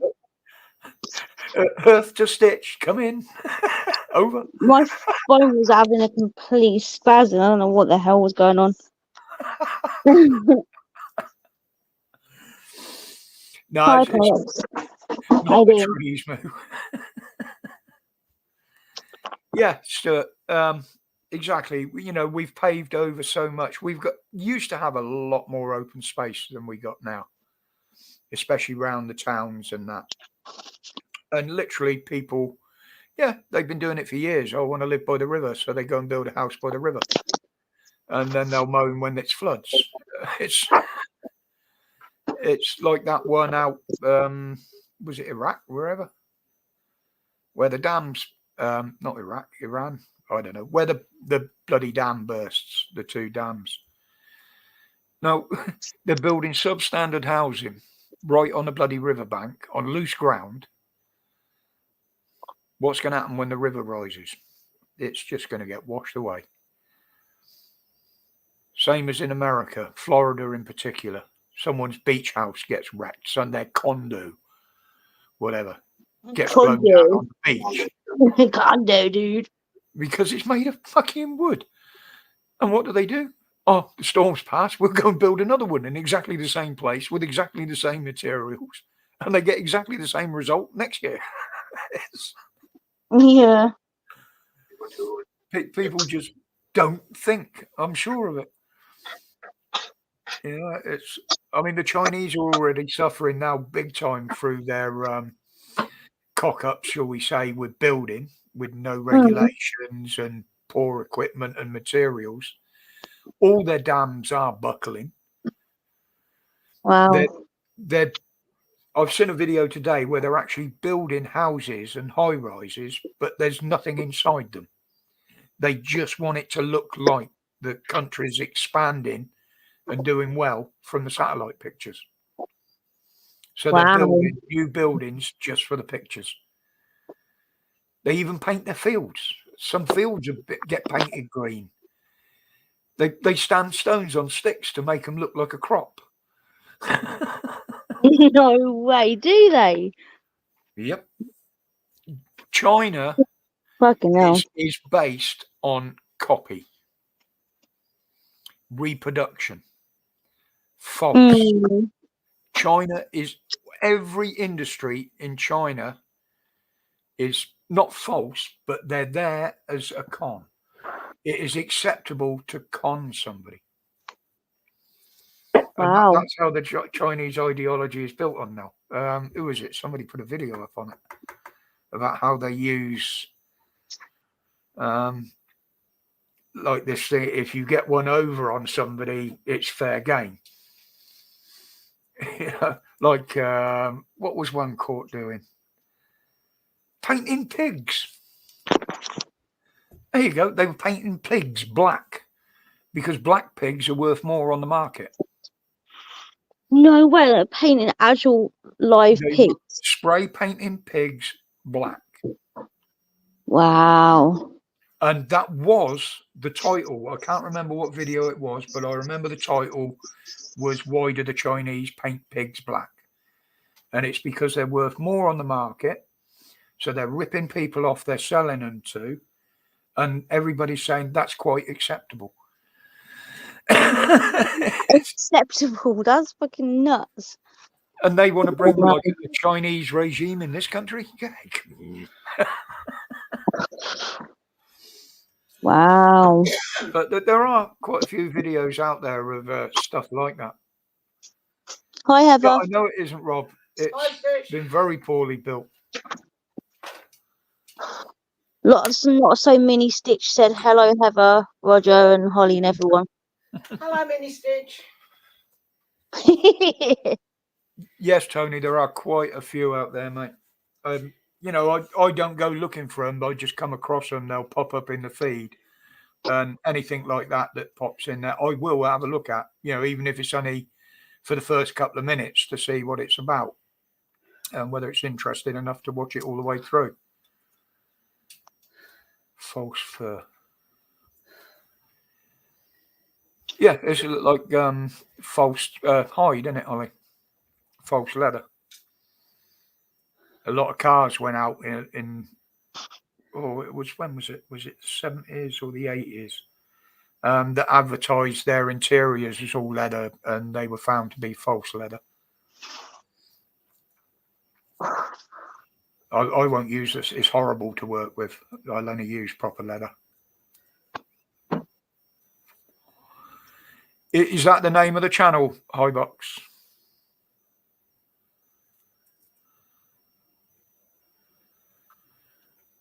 Maybe rabbit.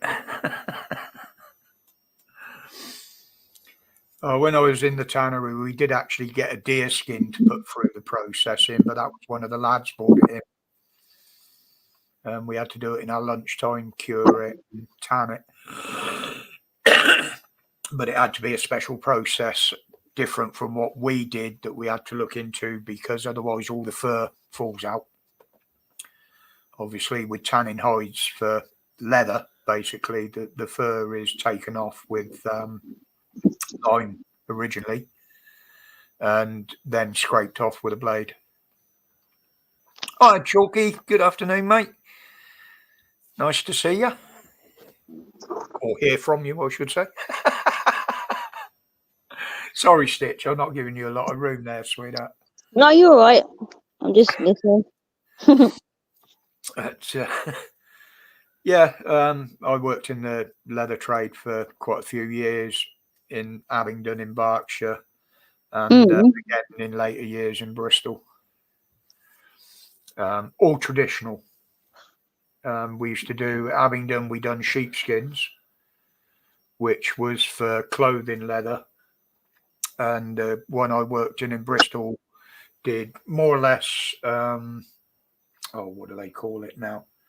Veggie tan hides for specialist stuff, and shoe soles and stuff like that.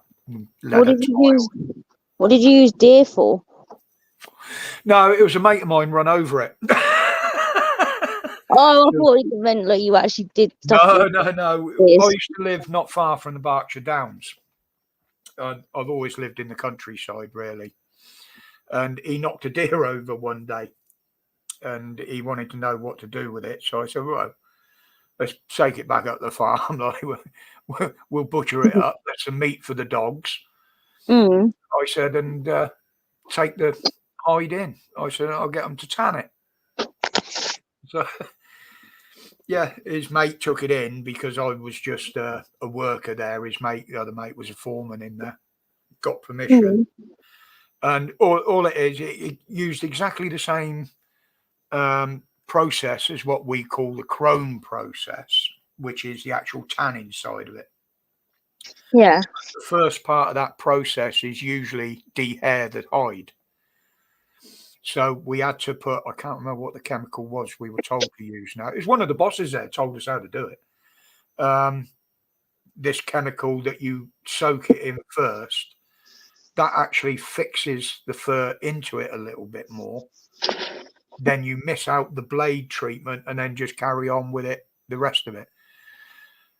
But mostly the processes are extraordinarily long.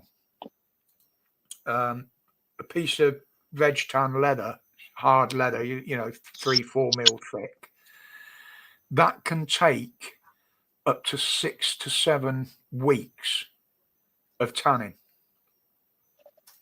Wow. It's if you do it traditionally, you can speed it up using modern chemicals, modern equipment, but the old way, it actually takes weeks to tan a piece of leather. All right. Yeah, Chalky. I worked for I can't think of the name of the one in Bristol. They're still going actually. Thomas Ware and Sons, Coronation Road, Bristol. They list in there the things they used to make. It's all precision stuff. And the other one was a bit more modern. That was part of the Pittard Group, who have just closed down their glove factory down in Somerset, actually.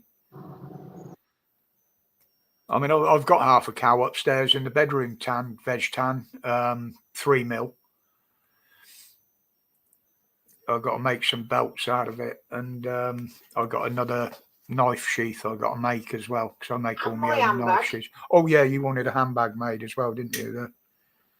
The biker's handbag. Yeah, I do the carving as well in the leather and the relief work and stuff like that. I waited that long. I've had to buy a new one.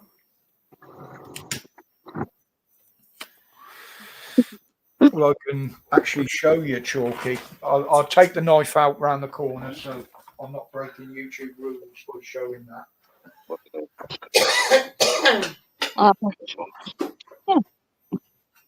Hi, Rog. How you doing, man? Steve. All right, Steve. Hang on Hi, a sec. Steve. Hey, Mrs. W. How are you? I'm good, thank you. Cool. You sound like you're in good voice. Oh, I'm always in good voice. Hey. Cool. Hi, chat as well. By the way, I'm lurking a bit now, so I'm only just listening. There you go, Chalky. That was one for a hunting knife. You don't have to undo your belt to put it through the loop.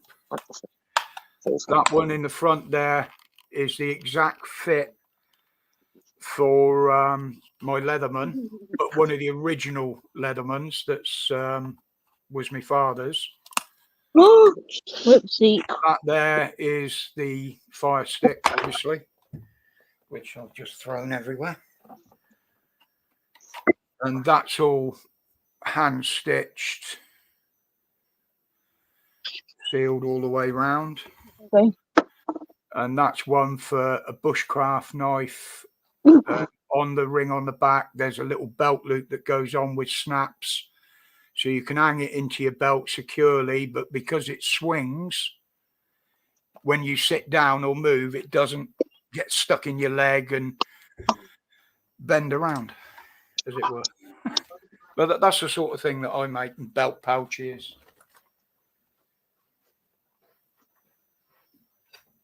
That's cool.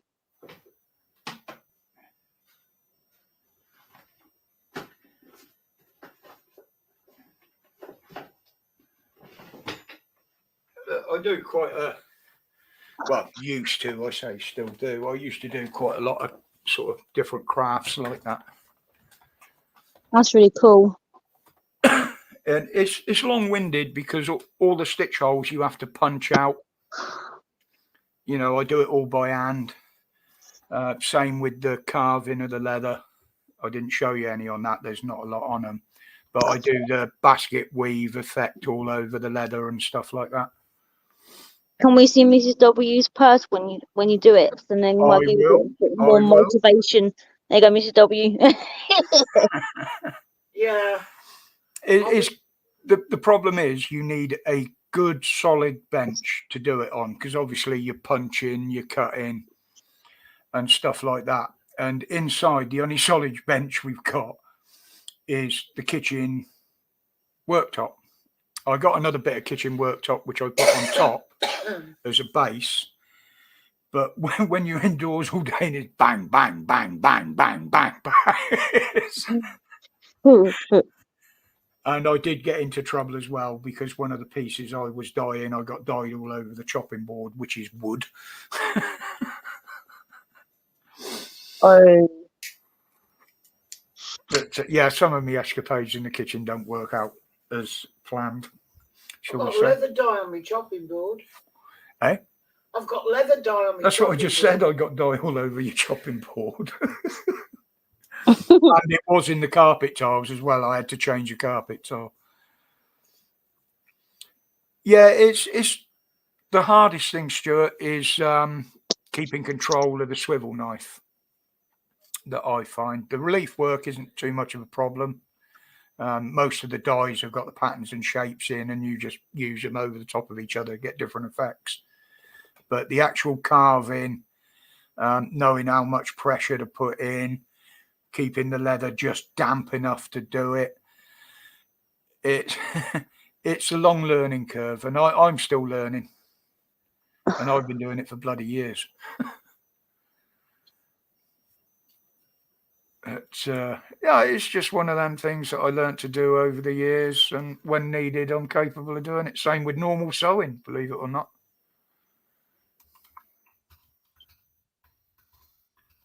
Right, I'm on about God knows how many servers. I've shut the laptop down because that was open on something else earlier as well. So, Mrs. Day, could be worse. You could have to rebuild an engine and use a dishwasher for cleaning the parts. Yes, that's been done, Rob. Not here, but it has been done in the past. I did make the mistake of building a bike in the bedroom once and then realised I couldn't get the fucking thing down the stairs because I took it all up in bits. One of my exes stripped and rebuilt the bike in the lounge. While I was out, I came back to the smell of paraffin.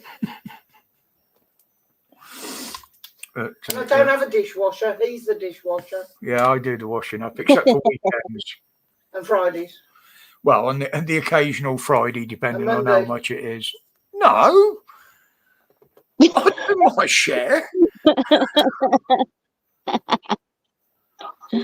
I'll tell you what, I'll do the washing up every day. You go out and cut the grass. Okay. You never start the bloody mower. I'll cook every time it's... yeah. You mow the lawn once a bloody month. I cooked on Sunday. I washed up on Sunday. I washed up on Monday. I was still doing the washing up on Tuesday, and you finished it on Wednesday. But who makes the mess? You ate it. Yeah. Bob, Tell you what, I'm going to get such a battering when this stream ends. say that. So much trouble, dude. I'll look up now the nearest male refuge.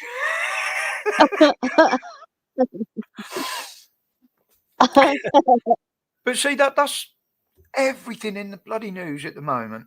No disrespect to you ladies out there and in here. It's all about the women. You'd be surprised how many blokes get battered black and blue and what have you by women. You don't hear a lot of that. You don't hear anything about it. You know, it's the same as you can't be racist if you're white. It's a similar sort of thing. Yeah, we got a domestic. Well, no, the day we have a proper domestic, there will only ever be one of us in the camera because I'll be 6 foot under.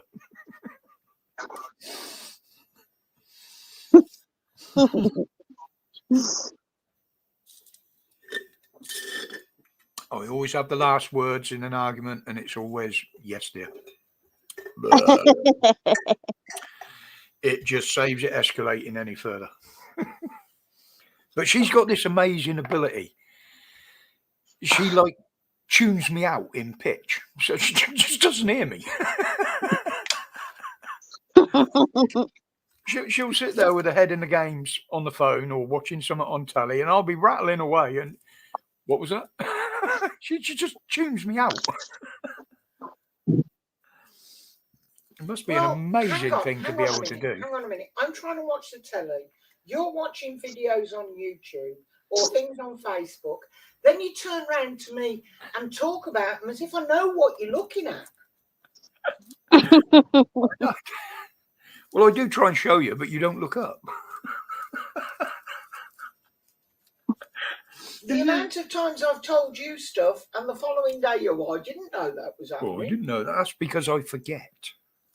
No, it's because you don't listen. You're a man. But the thing is, I can't make any. Domestic. I can't even make any sort of hand signs because she can see what I'm doing on the screen from behind me.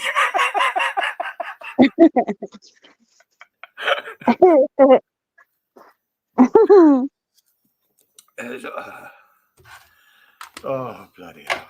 Fridays. What would I do without them? Yes, Rob, exactly. Selective hearing, mate. I think it's a gift we all have as women. Yeah. And men. Not always.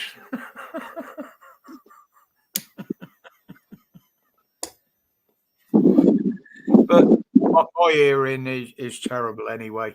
It's about as bad as my eyesight, really.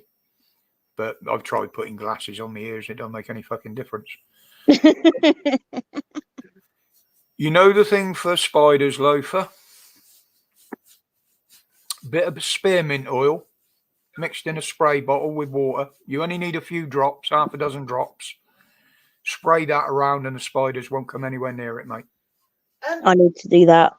He's using it to keep the missus out of the man cave. He don't want to get rid of them. Yeah, I got a beautiful one in the shed. It's a big female house spider, one of them big things. Oh, Jesus. There was one of them in a mine. shed guardian because I know exactly where it is. I know exactly where its web is. If it tries to spread out too far, I knock the web back. So it's always in the same place, and it scares the shit out of anybody that walks through the door and don't see it first thing. Yeah, I don't think I'd go in there. There was one in my house last night. It was above the window, and like me and the kids were watching TV, and we saw it, and all there was all of them was like, Steve. It was fucking huge. I never used to worry about spiders.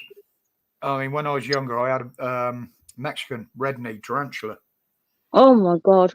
Yeah, I never used to play with it like some of them do, but I'd handle it.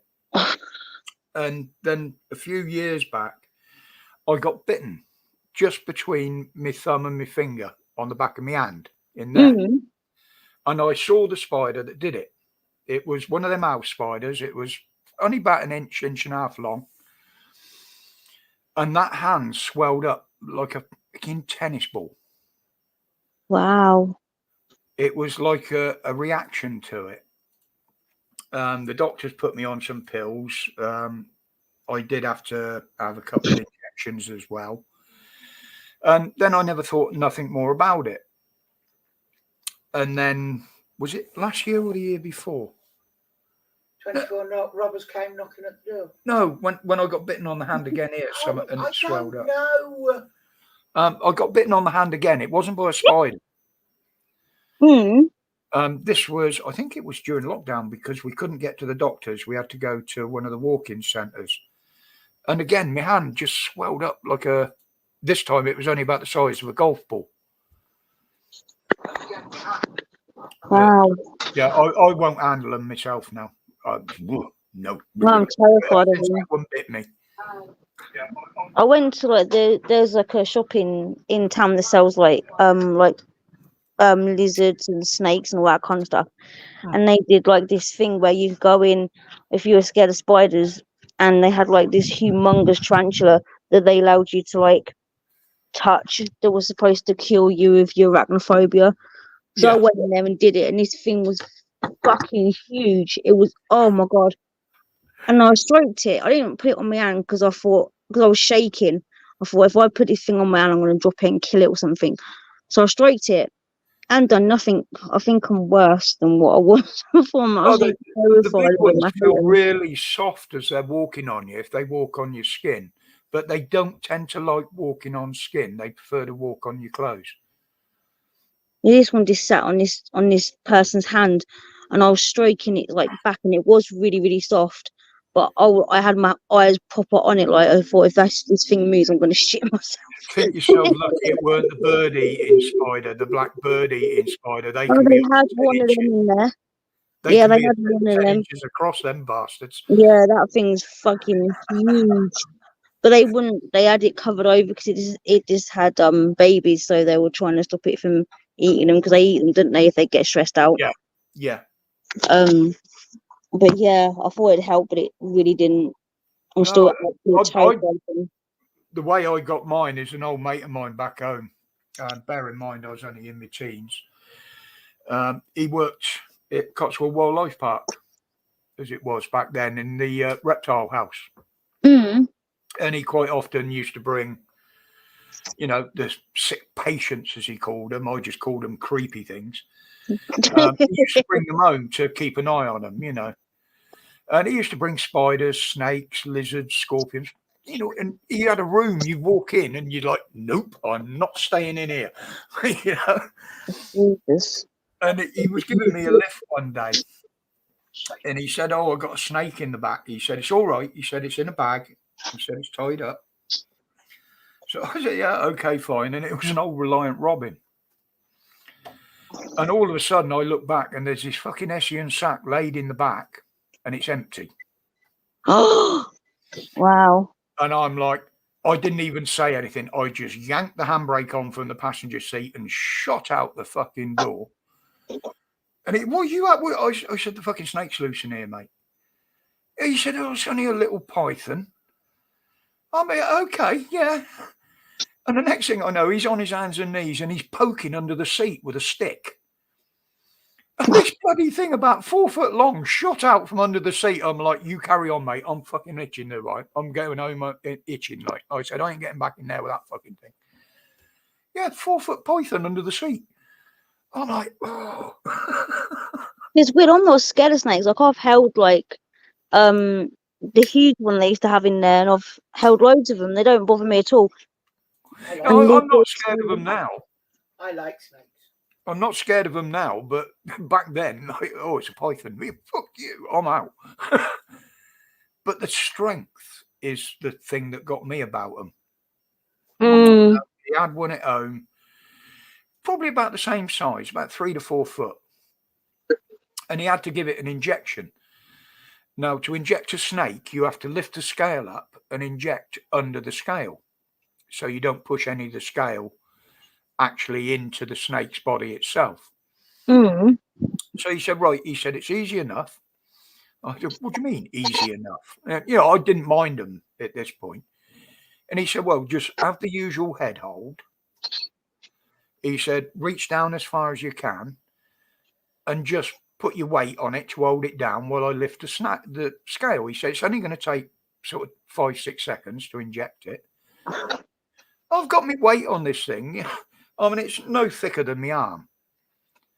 And the second he lifted that scale, that fucking thing lifted up off the table. And I'll tell you what, it lifted me off the floor.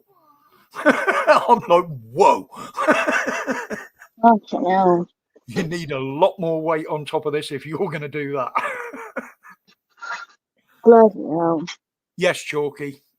I would fear humans far more than any animal at the moment, to be honest. Yeah. See. Especially when you got a human walking around with a 6-foot alligator as a comfort pet.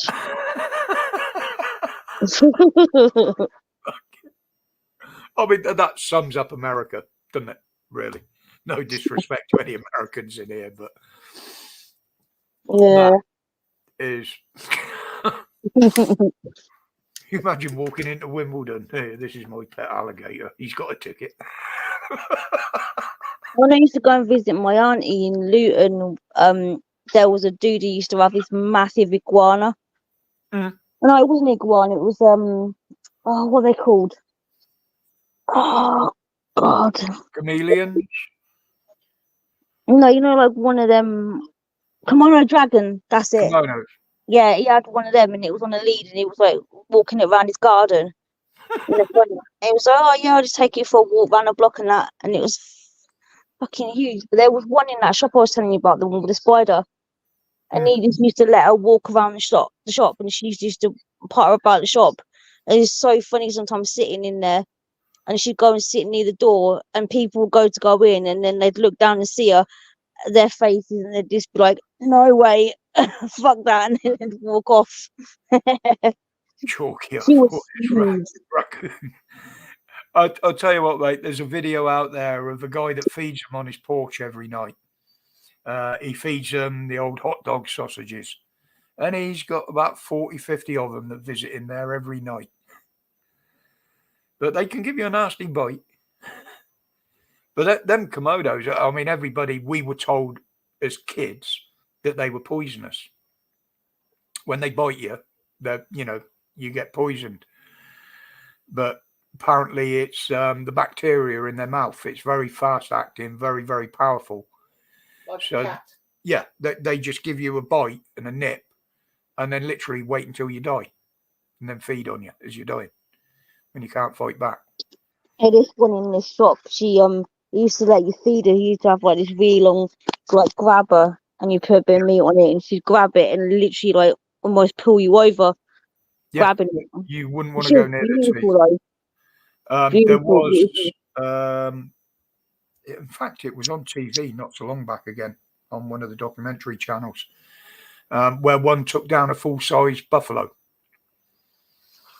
All he did was bite its ankle and then just follow it. And it followed it, I think it was for a day or 2 days. And eventually this buffalo killed over. It was in its last throes, like. And then the dragons just started in and ripping it apart. They knew it was going to die and they were prepared to wait. And, you think them bloody things can get up to 8-9 feet long, even bigger. That's one evil lizard. Yeah. No, they're not Yeah, pets. they're They're beautiful. nowhere near an ideal pet. Well, this one, she was Meerkats are. beautiful, but I've Everybody heard of thinks that. a meerkat is a good pet, but they're not. They're social No. creatures. They need their pack around them. They don't do well at all. And there's lots of animals like that. Great white shark, that you can't keep a great white shark in captivity. They just get stressed out and die. It's the only shark that does, bar the whale shark, obviously. But yeah, they get that stressed out. And there are other animals like that. They just, not only do they not make good pets, they don't last as pets. Well, it's really sad when If you you want see a long people. lasting loyal pet, get a tortoise. Yeah, that wouldn't surprise me, Rob. Wouldn't surprise me. It's pretty sad when you see people pets and you're just thinking, that ain't a pet, what are you doing? And then Yeah. you just feel like sorry for a minute. It's like these Russians that keep bears and stuff like that, drive around in motorcycles with them playing fucking trumpets in the sidecar. Yeah, I've seen videos of that, and it's like, what the hell are you doing? Absolutely ridiculous. Yeah, there's some animals that are just not supposed to be pets.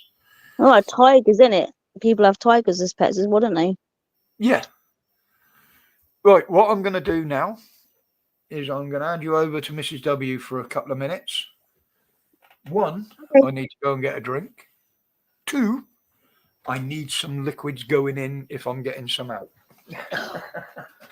You need to let go of some if you're going to put more in. Yeah, it's no good drinking 1.5 liters when your bladder's only a litre capacity. You know what I mean?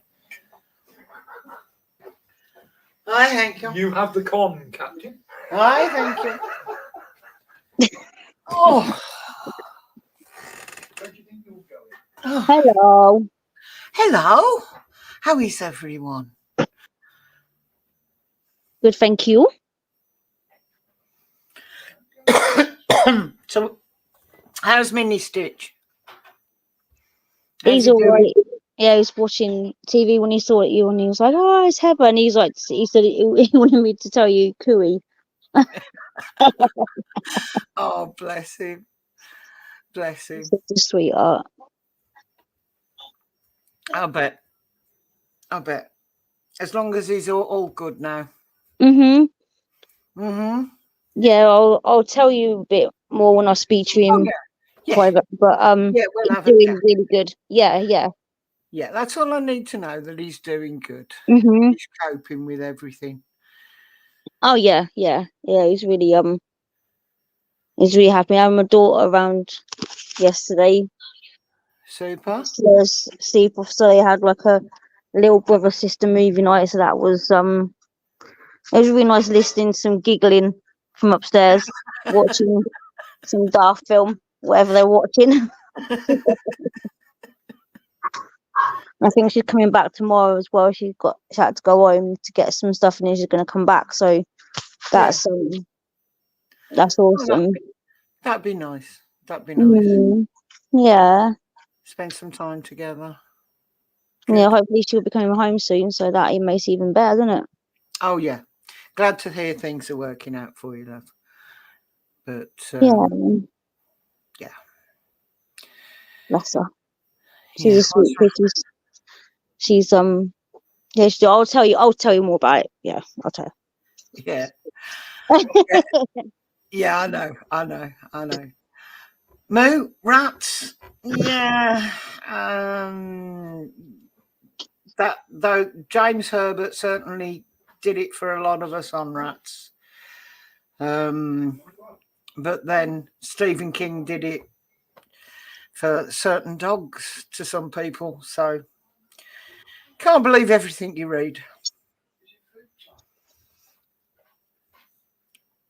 I've got a problem with them flipping little buggers at some of my wires, so I can't have my bedroom light on because they ate through the wires. I had the housing come out to have a look, and they're like, "Yep, rats have eaten through the wire." I was like, "Oh, for fuck's sake." Oh, Bastards. I think they were my daughters. I can't remember. We had some chinchillas, and they were lovely little things.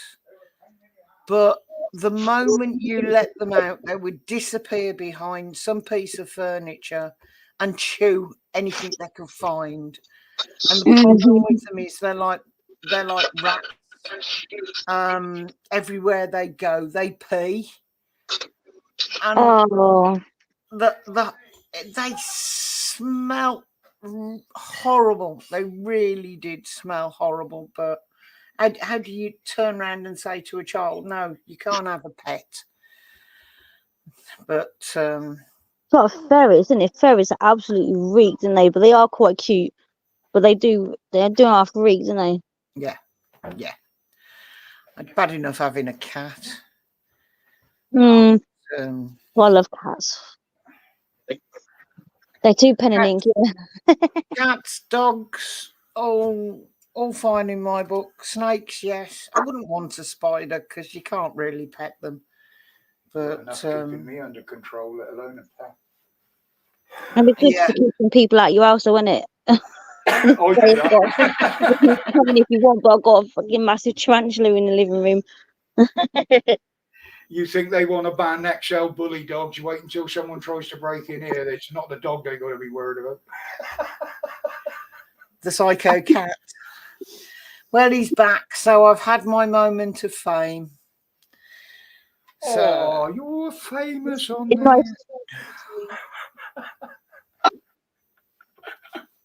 It's always nice having a chat with you. See, I can't even do things like that because she can see me doing it on the screen. Idiots. You're screwed in a minute if you carry on. no, I mean all jokes aside. Yeah, I regularly have a dig at him, and it is all in fun. You guys would know if it wasn't in fun, because, like he said, he'd suddenly go off air. I'd just walk over to the router and pull the plug. Then I'd kill him. You ain't got to do that even. You can do it from your chair, just yanking the cable around the room. Anyway, I'll let him back, and I'll go back to insulting him. Thank you, everybody, for coming on. Lovely to see you all. I'll go back to my comments over there. Back in the in the comfy chair. Yeah. Oh!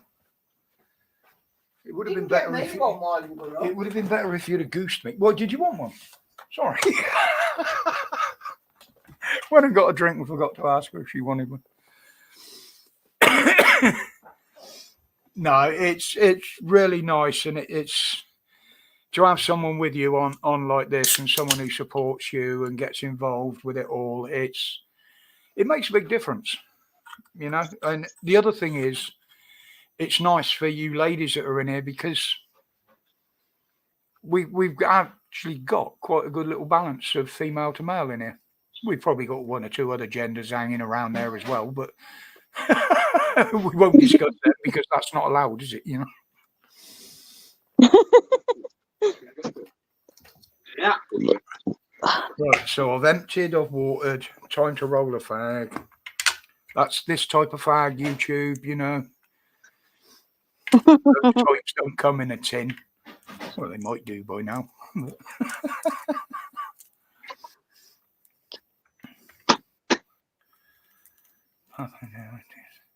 All right, and Loafer, take care, buddy. Yeah, it's a public live as far as I know at the moment. Again, same as last week, that could be subject to change, but at the moment, Pat's saying no, it's going to be a public one. So see you there at 8 o'clock, buddy. Be safe. See you later, Loafer. Any other ideas of lamppost?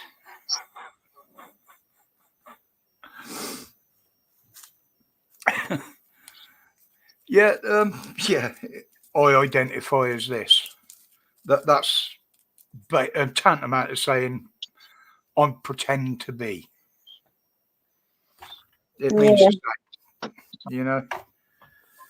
And anybody that pretends to be something is false. You know, unless you're doing it in jest or party or something. But if you're doing it in reality, as it were, in real life, then it's false. Yeah. Yeah. And they make so much of it nowadays. It's just absolutely ridiculous. You know, a lot of top boards now are coming out and saying, yeah, it's a load of bollocks. We've known it for ages, so it's just being pushed by the woke brigade. Well, you see it, don't you? Like when you're filling out like forms now, when it asks you male, female, and then it says like other, and it's like, yeah. Yeah. I'm tempted sometimes to just tick other, and when they question it, well, what are you? So we'll have a look down there and you tell me, because obviously my idea don't qualify.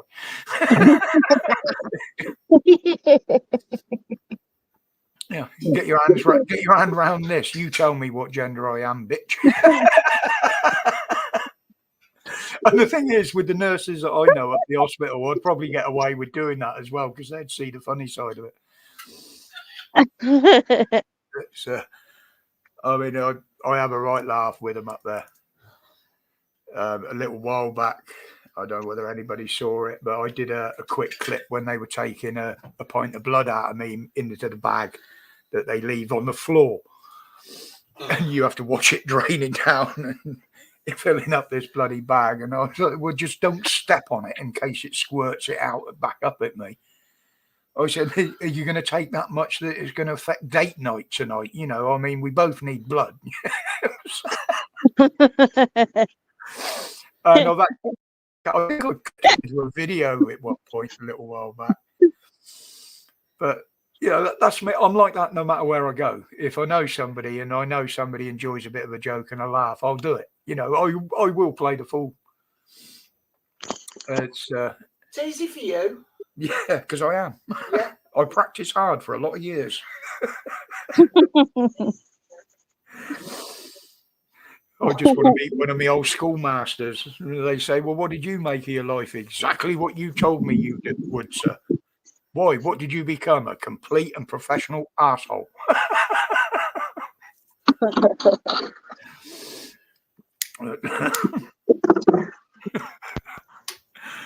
But yeah, you know, people like that. And that's why I used to get on so well with them up there. And some of them are still my friends because I was always having a laugh.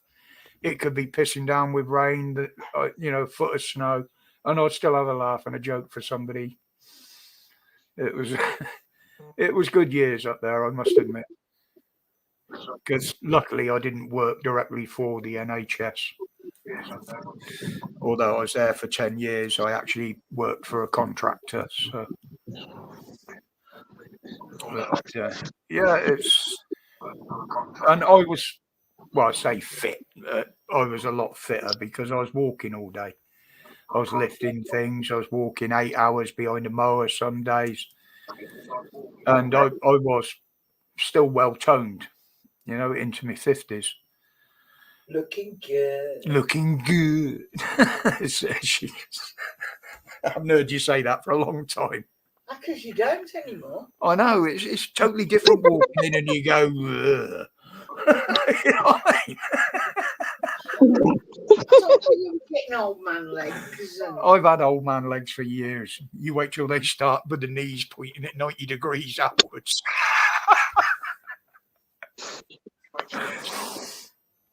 Yes, Missy, exactly. I most of my fun, I try and be harmless about it. There are times when I've said something or I've joked about something I shouldn't do or in the wrong company. It has got me into trouble before. But I do try and keep a curb on it. And if you offend anybody in any way, you are very quick to apologise. Oh, absolutely. Absolutely. I mean, I admit privately and in the right company, I have got a hell of a lot of religious jokes. Not nasty ones, but due to the fact that I know there are religious people in my channel, there are religious people in Dan's channel, and there are religious people in public. So I tend to use that sort of humour when I'm around like-minded people, if you know what I mean. Yeah, it's never anything nasty about the comedy I come out with about that and the jokes, but people could take offence to it if they were religious, if you know what I mean. Nothing's malicious meant by it, but so for that, I don't do it. Same as I don't do it in my videos. But then again, we were brought up on the Englishman, Scotsman and Irishman jokes as well, where you know, how'd you confuse an Irishman? Yeah, put him in a round room and tell him to stand in the corner. Line up 3 shovels and tell him to take his pick. Yeah. You know, that to me is old style humour, but today somebody would take offence to it, you know. We know where you live, Mrs. W.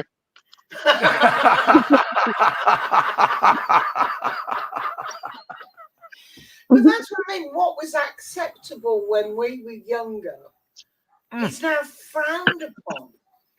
You know, because you can't do that. You can't say that. But at the time... Thank you, Rob. Yeah. Oh, dear. Oh, yeah, we'll all be lolling at the yeah. Every time someone says they've seen a UFO, I'm like, where? Take me, bastards, take me. No, take Sadkit. Sadkit. Yeah, I've had a word with the space chickens. They don't want nothing to do with me anymore. They haven't been in my head for years. And that was a thing. And I don't mean the clangers either.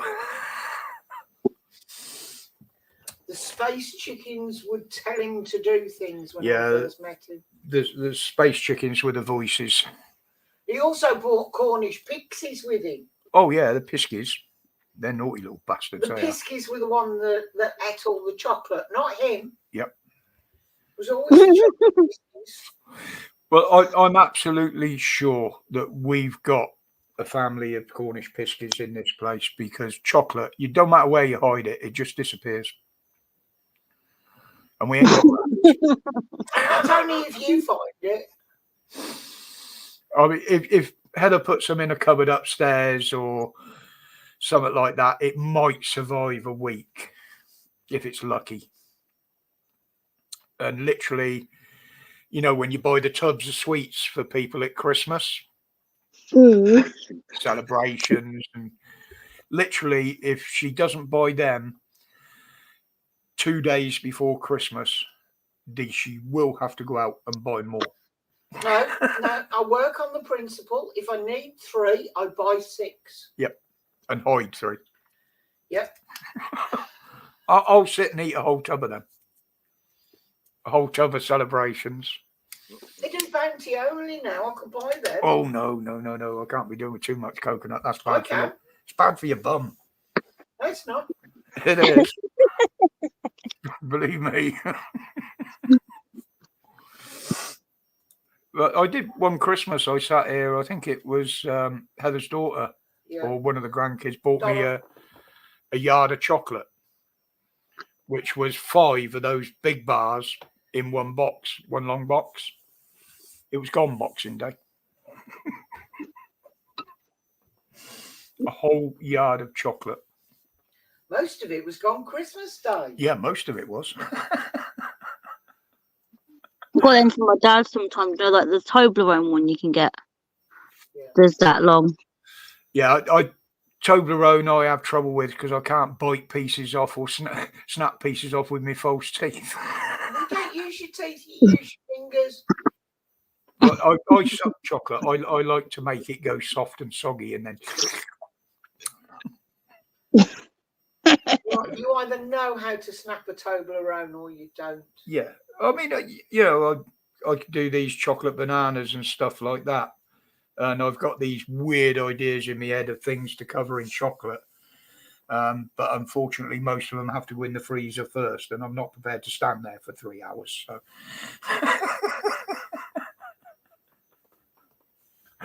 Did anybody else get the gist of that? Cover me in chocolate and feed me to the lesbians. See, that was a common saying. It was a common saying years ago, but you imagine how many people would take offence to somebody saying that now in public. Well, it No, just that's a good laugh, usually. Why, mate? Nah, the fridge don't cut it. It's got to be in the freezer. No, I used to like doing the old slices of banana on the cocktail sticks and just dipping them in chocolate and letting them set. But again, they don't last long. I'll make a plate for them. By the time it's got from the fridge to the front room, they're gone. I'm doing that with strawberries. That's the best that is. You know, you can buy the like frozen eclairs and things like that. Mhm. I take them out of the freezer, and before they've had their 20 minutes to defrost, he's eating them. Oh, I love them when they're hard. I love them when they're hard. You don't lose any of the cream. It don't squirt out the sides. And... Good evening, Rex. How you doing, buddy?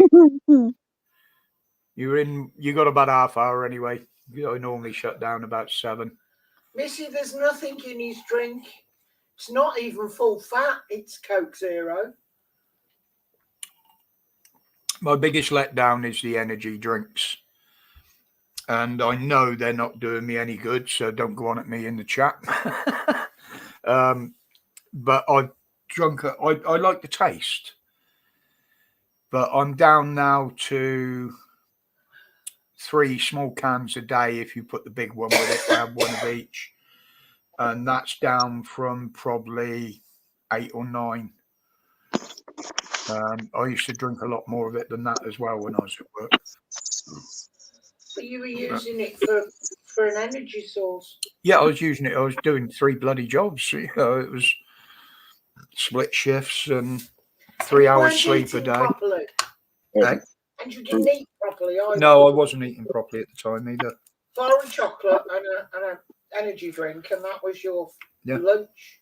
It was whatever I could find in the local garage during a break. That was the only time I ate. But in the end of the day, it made me ill. It did make me ill. And I realised that just in time.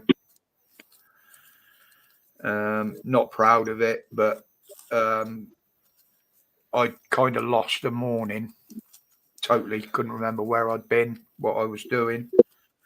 And before I realised it, I was stood on the Avonmouth Bridge, and I couldn't remember getting there, why I went there. I never had any bad feelings or anything like that, but it just worried me, and that was what kind of shook me out of it a bit. I was under a lot of stress at the time as well, but that was probably one of the most worrying things, was not knowing why I was there more than anything, or how I even got there, because it's a good probably 3-mile walk from where I was living. You were thinking. Yeah, I was just probably thinking, as you say, and just walking and thinking and not taking any notice of where I was going. But it's just one of them things. It was something I learned from, something that I won't repeat. And that's how I go through life. I've learned about life through living it. And it's one of them things that you don't stop learning, because there's always something new. I thought I was done with learning until someone introduced me to this modern technology. But to be honest, and I've got to thank Heather for that, because I would have been one of them vegetated people just sat in front of the telly all day now with my physical health. I'm sorry I've inflicted him on you. Yeah.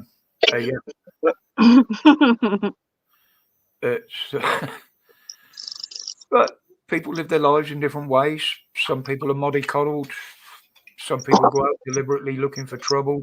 Not that I didn't in my younger days. But you learn as you go along. You learn through life's tragedies. You learn from their lows. You learn from their highs. But you never stop learning. Fucking hell, I get philosophical on a Friday, don't I? No. Yeah, but if you don't make mistakes, you can't learn from them. Exactly. You've got to make mistakes. And if you don't learn from your own, learn from other people's. Yeah. It hurts less. That's one thing I learned. It's easier to learn from other people's mistakes than your own. And then you'll be, while you're looking around at that, you realise just how many mistakes and how easy it is for people to do that. Oh, bless you, Yeah. Rob. What's he put? I wasn't watching the chat. We thank you. Oh. No, all I do, Rob, is I sit here if people ask, if someone can benefit or learn something from something I've learned in the past, then I'm always happy to pass that on. And if you want to sit and laugh at him, carry on. I mean, yeah, if I can make people laugh along the way, that makes it even better, Laughter is a cure for a lot of evils. True. And that's just the way I am. But I've always been like that. Yeah, it's got me into trouble on the odd occasion, but again, that's you learn. Okay, that hurt. You shouldn't have done that. Don't do it again. And that's how you go through life. And unfortunately, kids nowadays, everything hurts them.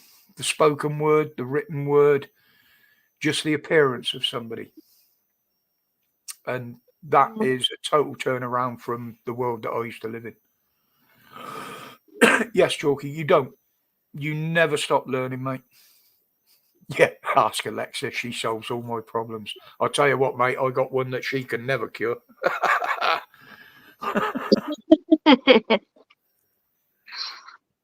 I'd never have one of them things in the house. Never. No, me. Mine's been taken off because I had one in my room, and she was like, "Nope." And like, Can you imagine you had it in the bedroom with your missus, and you accidentally call her by your wife's name, and the bloody thing rings the wife, and she picks up on the other end, listens. Oh, that's just one scenario that come into my head. Funny enough. Be a dilly of a pickle. But I think the funniest one I've seen is somebody asking Alexa who they works for. Yeah. Do you know what? Fella here, Dylan, Stitcher's son, said to Dylan, he said to the Alexa, "Why are you recording us?" And the Alexa just started talking about donkeys and asses. Yes. It won't answer the questions. one, I don't know whether it's Siri or Alexa or what ones are out there, but one of them actually goes into a corporation it works for, which is an electrical firm, basically. Mm. But most of them will just shut down or go into gobbledygook when Yeah. you ask them questions like that. I mean, it's been proven that they can record when they're turned off. They're listening when they turn off. They can activate devices when they're not instructed to. That's all been proved. It's too much 1984-ish for me. Just a bit. But this is what I was saying the other day. Now, you think basically they want to shut social media down. Governments don't want social media there. All they want us to do is exactly what you see in 1984 in the remake or the old film, is people glued to fucking one of them to get instructions. Yeah.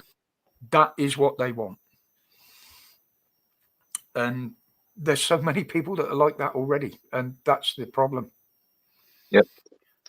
You know, I mean, back in my day, the big thing when we were kids was subliminal messaging at cinemas.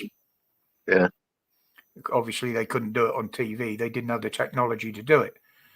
But you're halfway through a film, you don't even see the clip. It might be only there for a fraction of a second, but it ingrains that picture and that thought in your mind.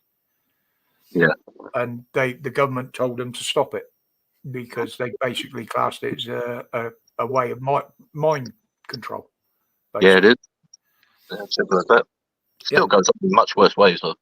Oh, absolutely. I mean, I said this the other day when I was, a couple of weeks back, when I was sorting out the speeding ticket I got.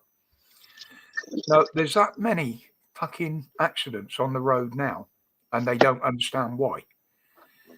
Well, it's simple. There's that many bloody signs, that many instructions, that many fucking cameras. The last thing you're doing is looking in front of you and where you're going, because you're looking around for anything that's going to nick you. Yeah, and people have sort of brake lights that do fancy signs and movements and stuff, you know. Like light run. To attract your attention to them, because people aren't looking; they're looking elsewhere for speed signs, overhead gantries, and that's how I got caught. There was a sign says there was a camera coming up. I was on a 4-lane motorway at the time. It was 4 lanes there, wasn't it? Can't remember. And I could see the gantry coming up. I thought, okay, yeah, I'm well within the speed limit here. While I was looking at that and looking at the sign to see which way I got to go at the end of the motorway, we went past the speed sign that said 50 mile an hour. Right. On a 4-lane motorway. And literally the photo actually shows there was only me and 2 other bloody cars on there. Mm. Yeah, bang, I still got done, you know. And it technically, in the eyes of the law, it was my fault because I wasn't paying attention. But and these smart motorways will only be worse because they're using signs above and the side to say lanes are shut. If people miss them, they're going to plow into somebody who's broke down on the side of the road or whatever. But there was actually a road that ran alongside on the left-hand side, and because of where the signs were between the two, you almost thought it was for the other traffic. Yeah, because it was just stood in the bushes. It wouldn't like a proper road sign on the gantry or anything like that, or on a pole. It was in the reservation between the motorway and the other road, ending motorway, and the other road. Yeah, very. Everything is. I mean, they got these cameras now that are going to eventually start finding people for the way they slow down when they approach a speed restriction. Yeah. You know, it's fucking ridiculous. Absolutely ridiculous. And all these 20 mile an hour things. And I mean, that's why I think they've, Roland has more or less cancelled that now. He's blocking councils from introducing them unless they're outside schools and that, obviously, which I agree with, by the way. You know, it causes more pollution. An engine running at like 4,000 RPM in top gear is less polluting and more efficient than the thing trying to slow down at 20 mile an hour. Yeah. Yeah, they just seem to do everything else about face. Yeah, there's a lot about that. When the old COVID bollocks was going on, the Yeah. advice, one of the pieces of advice was if you think someone's vulnerable, like they're old or overweight, put them next to a window and open the window in winter. Yeah. That's how you get a cold, isn't it? Yeah. And effectively, that's what it was. It was the same type of virus. It was a cold. Yeah, literally. Yeah, okay, much worse than a normal cold, as people found out. But effectively, it works in the same way. Mm. It's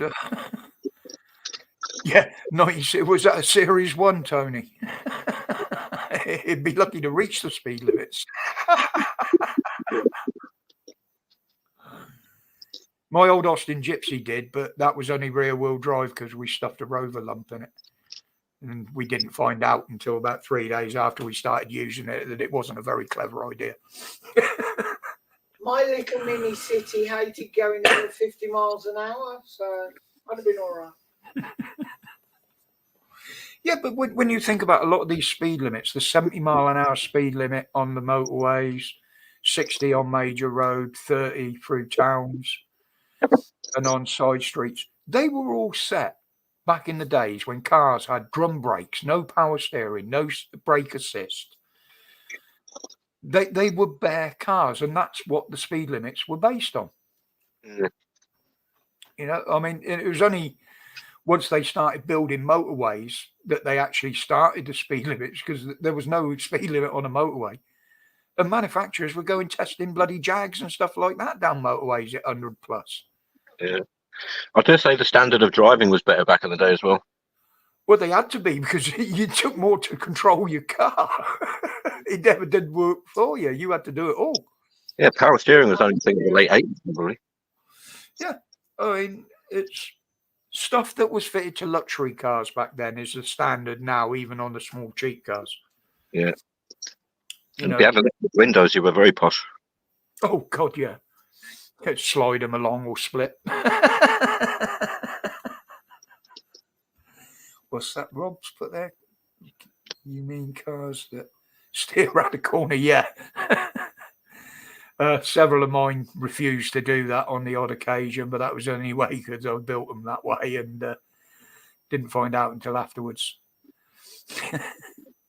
But funny enough, my oval cars, the hot rods, they were actually set up. If you could run them on the road and have them moving on the road, they would actually drive themselves round in a circle.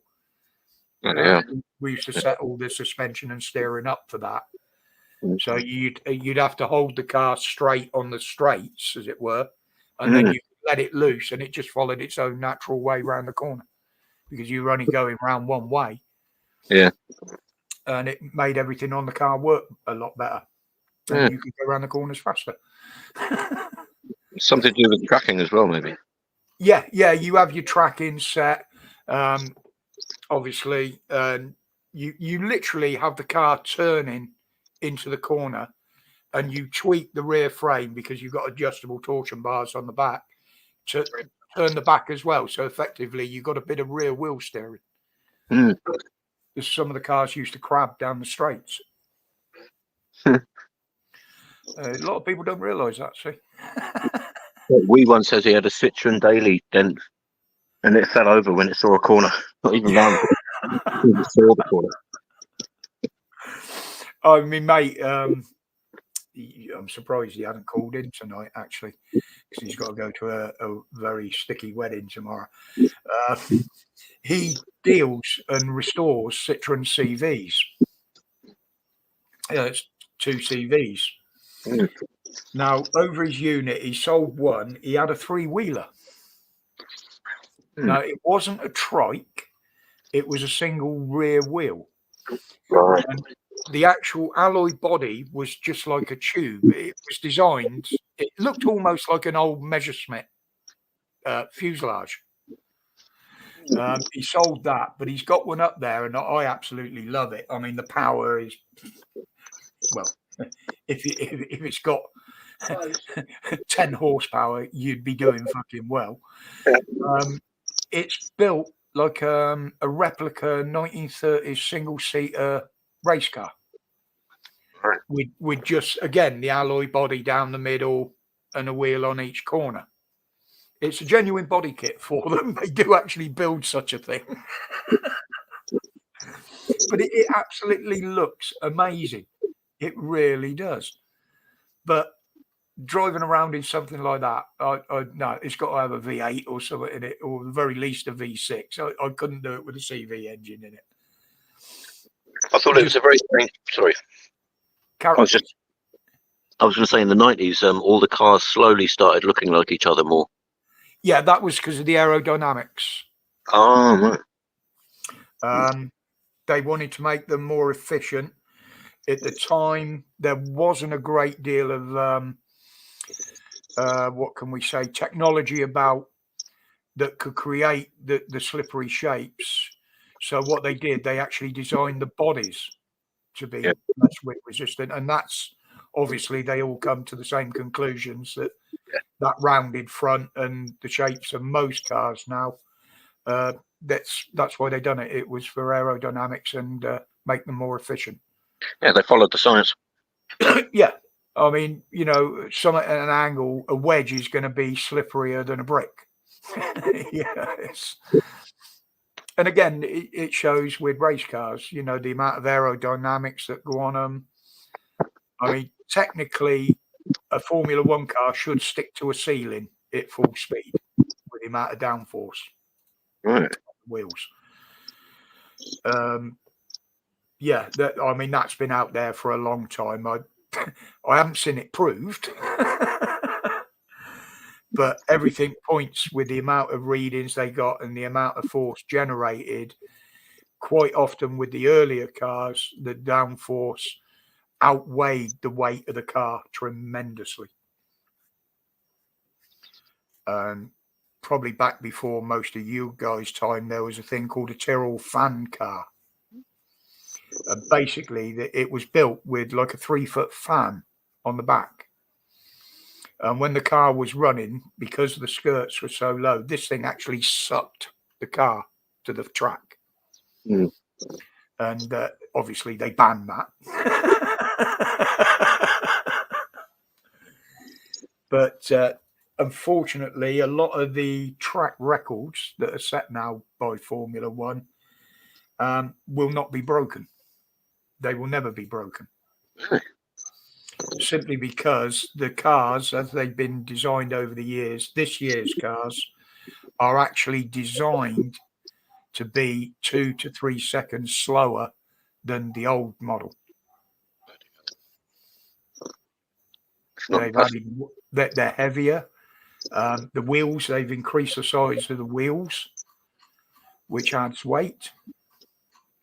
The tyres, they've lost a little bit of weight out the tyres because they're lower profile, but they are remarkably, noticeably to an enthusiast, a lot slower, just going by the times. That seems to stand against everything racing stands for. Yeah. And this is why I've been turning off to Formula One now. I was an avid fan when guys were building cars in sheds and it was man about car. Now it's all about tech. And basically, they're driving a computer game. And the outcome is decided on who went over a line at a certain point in a track, who bumped somebody off, who went out track limits. Well, all of that is what makes racing racing. There's going to be contact. If you're pushing the limits, you're going to fall off the track here and there or go outside of a line. That, to me, is racing. And by putting all them rules in place, kills it. You know? Defeats the object. Yeah. Oh, absolutely, Rob. The screaming V10s, mate, that's just another sound altogether. That's why you prefer the touring cars now. Yeah, absolutely. I watch more tin top racing now than I ever did. Because Robin's racing. Yeah, Robin's racing, as they say. Absolutely. I mean, can't even, well, except for drag racing, I can't even remember finishing a race without getting at least one dent or scratch on my car. I knew I was forever repairing them before the next meeting. But that was part of racing, you know. And that seems to have changed now. Although we have got, for the first time in 18 years, we've actually got a lady that is testing Formula One. She's already had one drive, not in a race, but she's had a test. So I will keep an eye on that. There has been a few. In particular, even back in the 50s, 1953, I think, was the first time a woman took part in the Grand Prix, Formula One. And there's been a couple since. One has been killed in testing a few years ago. Oh, God, what was her name? Maria Delotta. She went off the track in testing and went under the side of an Arctic trailer. Smashed all her face in, brain damage. She did live, but sadly, a few years ago, she couldn't cope with her injuries and she took her own life. You've got, who else has been in them? There's been a few. I mean, Toto Wolff's missus, the principal at Mercedes, his missus actually tested in Formula One as well for Williams. Yes, Rob, Susie. Because we were actually not involved, but I knew Patrick Head. We used to do his gardens and landscaping and maintenance for him. And she was there for a visit when we were visiting him. It was actually through the Williams team that I've met most of the people I shook hands with in Formula One. A few of the drivers, Nigel Mansell in particular. I actually had one of his fire suits that Patrick had given me. But, yeah, it's sadly Formula One. It's lost its sparkle for me. Its heyday's long gone. Yes, Tony, it is sad, but this is what progression, as they call it, does to you. Even drag racing has suffered, believe it or not. They cut down on the gearbox and gearing size of the cars to restrict their speeds. Literally now, they've even cut down the distance. Most drag races now, even the top cars, don't run a quarter of a mile. They actually run 1,000 foot. But there's still a car that will do 1,000 foot in 3 seconds at 330 miles an hour. And you imagine going from zero, standing start, to over 300 mile an hour in 3 seconds. That can't be. Is that even physically possible to take for the human body? Yeah. I mean, the world record has just been broken again now. This is on a shorter track. This is on 1/8 of a mile. A Pro Fuel dragster actually reached 300 miles an hour in 1/8 of a mile. Bloody hell. They pull. You won't get there any quicker, you know. Well, literally, the acceleration is that quick, and believe me, I have experienced it. It gives you tunnel vision. You literally, for the first second, because you don't realise what everything happens so quick, it's like the effect of a fighter jet under high G-force. Some people that are low tolerant to it have been known to black out under the acceleration. It's G-force, isn't it? Yeah, absolutely. And it's been reported, I think it was about 12G. You pull 7G just when you pull the parachute instantly for a few seconds. Stitch changed. Yeah, Stitch, you've grown a beard. What the fuck? They now identify as Steve. Yeah, your voice has gone lower as well. Operating yesterday. Yes, it is, Rob. It can cause a lot of problems with blindness. If you stop too quick, obviously all the blood comes forward in your eyes, and you get what's called a red out. Yeah. But basically, the brakes on a top fuel dragster, if you use them before you pull your parachute, you're fucked. You're just going to end up in the Armco because they just don't work at those speeds, and that's why they're fitted with parachutes to get them down to a breakable speed where the brakes will handle it. Mm. Most of the bigger accidents are caused under braking in dragsters. Well, fires and engine explosions are quite often, but that doesn't normally end up in a crash. But well, mine didn't. I didn't crash. I bounced it off the Armco a couple of times to slow it down, but that was deliberate. You know, I was never in any danger of crashing. It just got a bit fucking warm.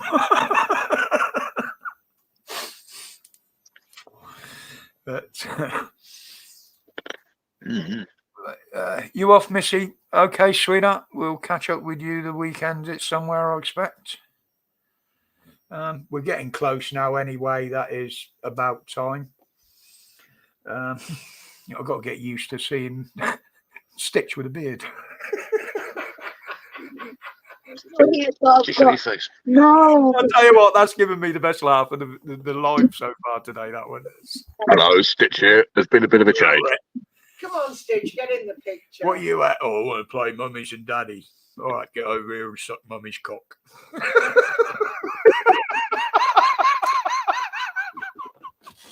Yeah. Oh, I shouldn't say that on here.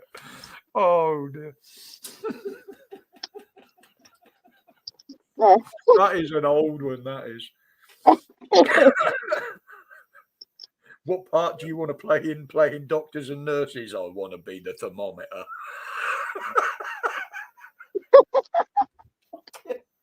Oh, man, I've got to stop. I've got to go before I get out of control.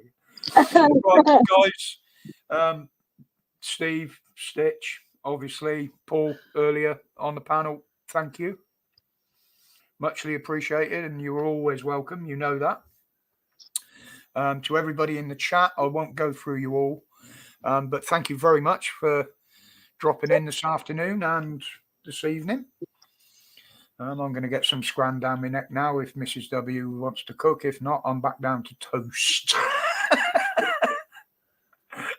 But thank you for dropping in. It's been very enjoyable. Good laugh again. And it's nice to see that Dan's lives are going that way as well. We're not getting any of the shit in there. What does come in is dealt with very quickly. So it's a public live again on Sunday at the moment, but keep your eye on any releases from Dan on that. So all I've got to say now is thank you. Stay safe, stay strong, stay free, and don't forget to hit the like button on the way out if you didn't on the way in. Thank you very much, everybody. See you later. Cheers, Thank you for Mrs. W for my support in the background there, as always. You're welcome. And we'll see you all Sunday. Have a good weekend. Take care, guys. Have a great weekend. Bye. Right. Well.